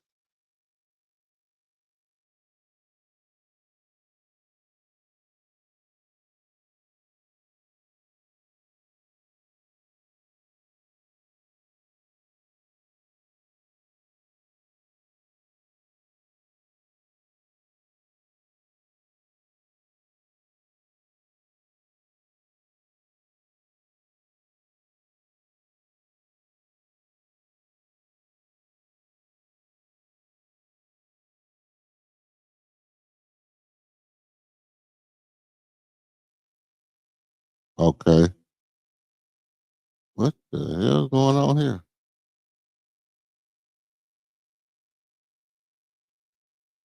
What the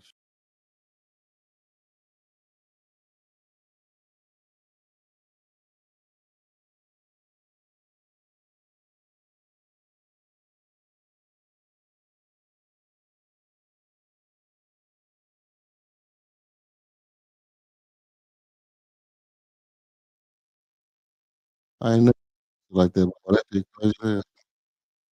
You didn't even just get my name on camera. Nothing.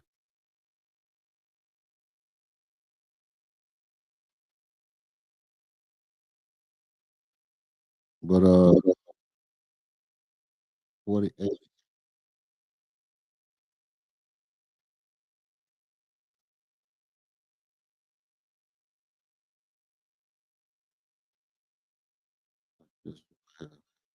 48,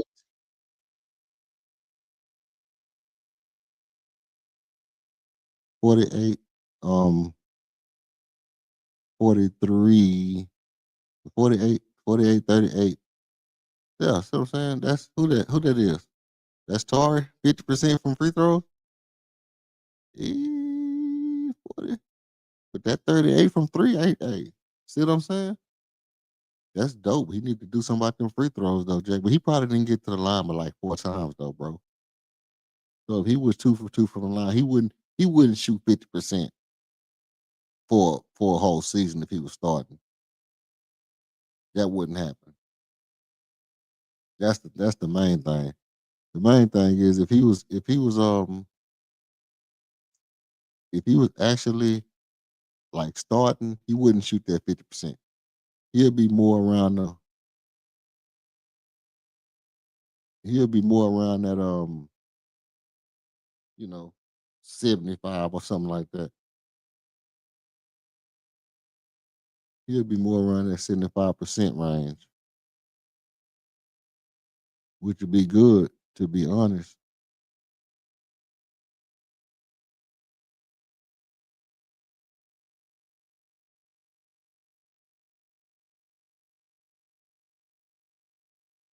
Yeah, he'll be more around more around 70% range, to keep it honest.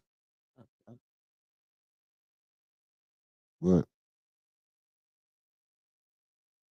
it's steady back feeding. Yeah. But anyway, um, that's not a bad stat. I don't think it's bad stats. Either one of them guys, both of them guys play pretty good overall. It's a little, you know, it's just my preference. I guess it's more preference based than anything for me to say that I would like to see that crazy defense on the court more than bring Barry out. That would be better for me.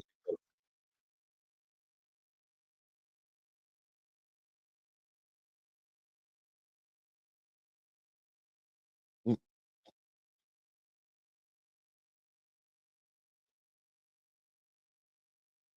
They're supposed to be like that.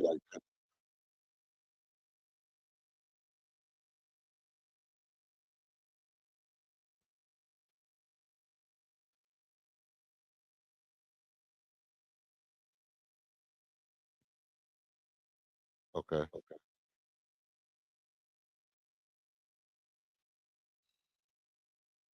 Yeah. But shoot, man, you know what?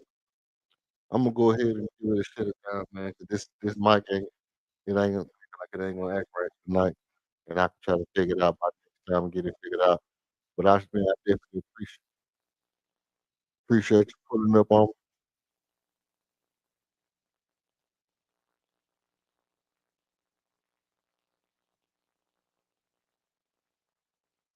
But it seems like it's going on my side. It's going on your side. Hey, is it echoing on your side, bro? It's echoing bad for me.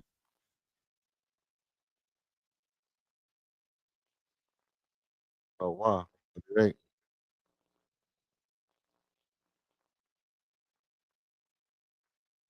crazy. I can barely think, goddamn. I feel like I'm on the top of the Grand Canyon talking. I feel like one of them oh, it is echoing on your side too? Yeah. I feel like one of them Ricola, Ricola. I don't know if I'm yodel or all right, right. But shit. Man, look, hey, boy, once again, man, I appreciate you pulling up. I appreciate KLD pulling up. Everybody that came through, in the chat, man, you know, shout out to the chat, man. I got the craziest chat in the Rockets whole joint, man. And I know, oh yeah, I gotta let y'all know. I gotta let y'all know what really happened. But I'm gonna tell you what happened. Really, that boy Reed KLD got off of him, man, 'cause he a Jordan fan. That's the only reason he really got off the screen, 'cause he a Jordan Only Imma tell you how you know. Anytime somebody come on your screen and they get off, Jordan. They're a Jordan fan if they come on your screen and they get off, they're a Jordan fan. And shoot, if your what's the call mess up, if the screen go off and your voice mess up, you a Jordan fan. But hey, I appreciate you for you know what I'm saying, and the same matter of fact, you know what I'm gonna do right here? This what I'm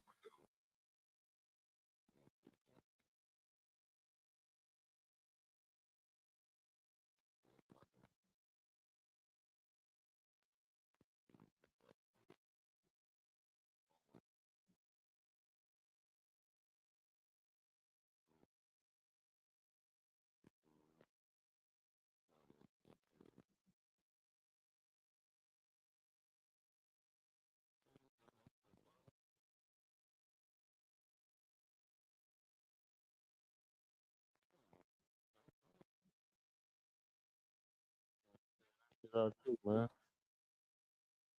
I'm gonna have to make you a mod. Can I make you a mod? As soon as I remember how to do it. I used to know how to do it one day. One day I did. The next day. For one day you here, baby, and you go home.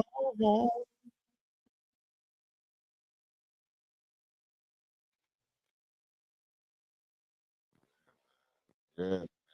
I don't know what this was one of them nights. I got how to do simple stuff. Hey, but anyway, check it out, man. Check it out.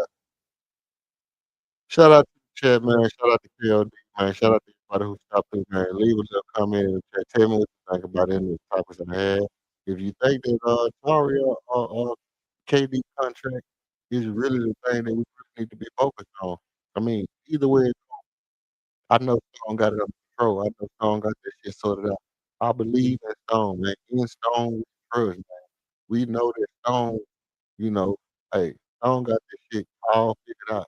And till he prove me wrong, I'm gonna live by that. I think this dude is thinking a year or two ahead of time on all the moves he makes. And until he show me that he crossed his feet and made a mistake and didn't have that shit mapped out, I'm gonna believe that Stone think like I think. He got that he got that foresight. He already plotting, doing the calculation on who he gonna pack up on a debate next. I ain't gonna this debate that we got coming up gonna be a little difficult. It's gonna be a little difficult. But King talking about he gonna take Tracy McGrady as the most overrated Rocket ever. Tracy McGrady as the most overrated Rocket ever. I can make an argument that Tracy McGrady is the most underrated Rocket. But all things considered, I don't know what he wanna do it. I want you to put it in the chat what day he wanna do it on so I can send that out. But as soon as I find out what day he wanna set that up, I'll let everybody know what day we're gonna set up the debate. It's gonna be epic as usual. I'm gonna come with the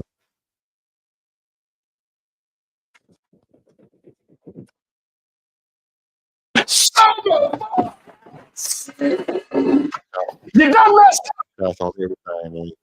I might let my hook a little easier. Last time, I was just I was just setting the stage for how we gonna do it.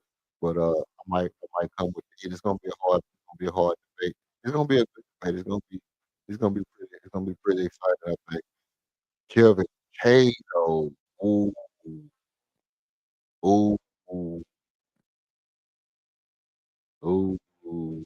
You want that debate? You want to debate him? You want to debate King?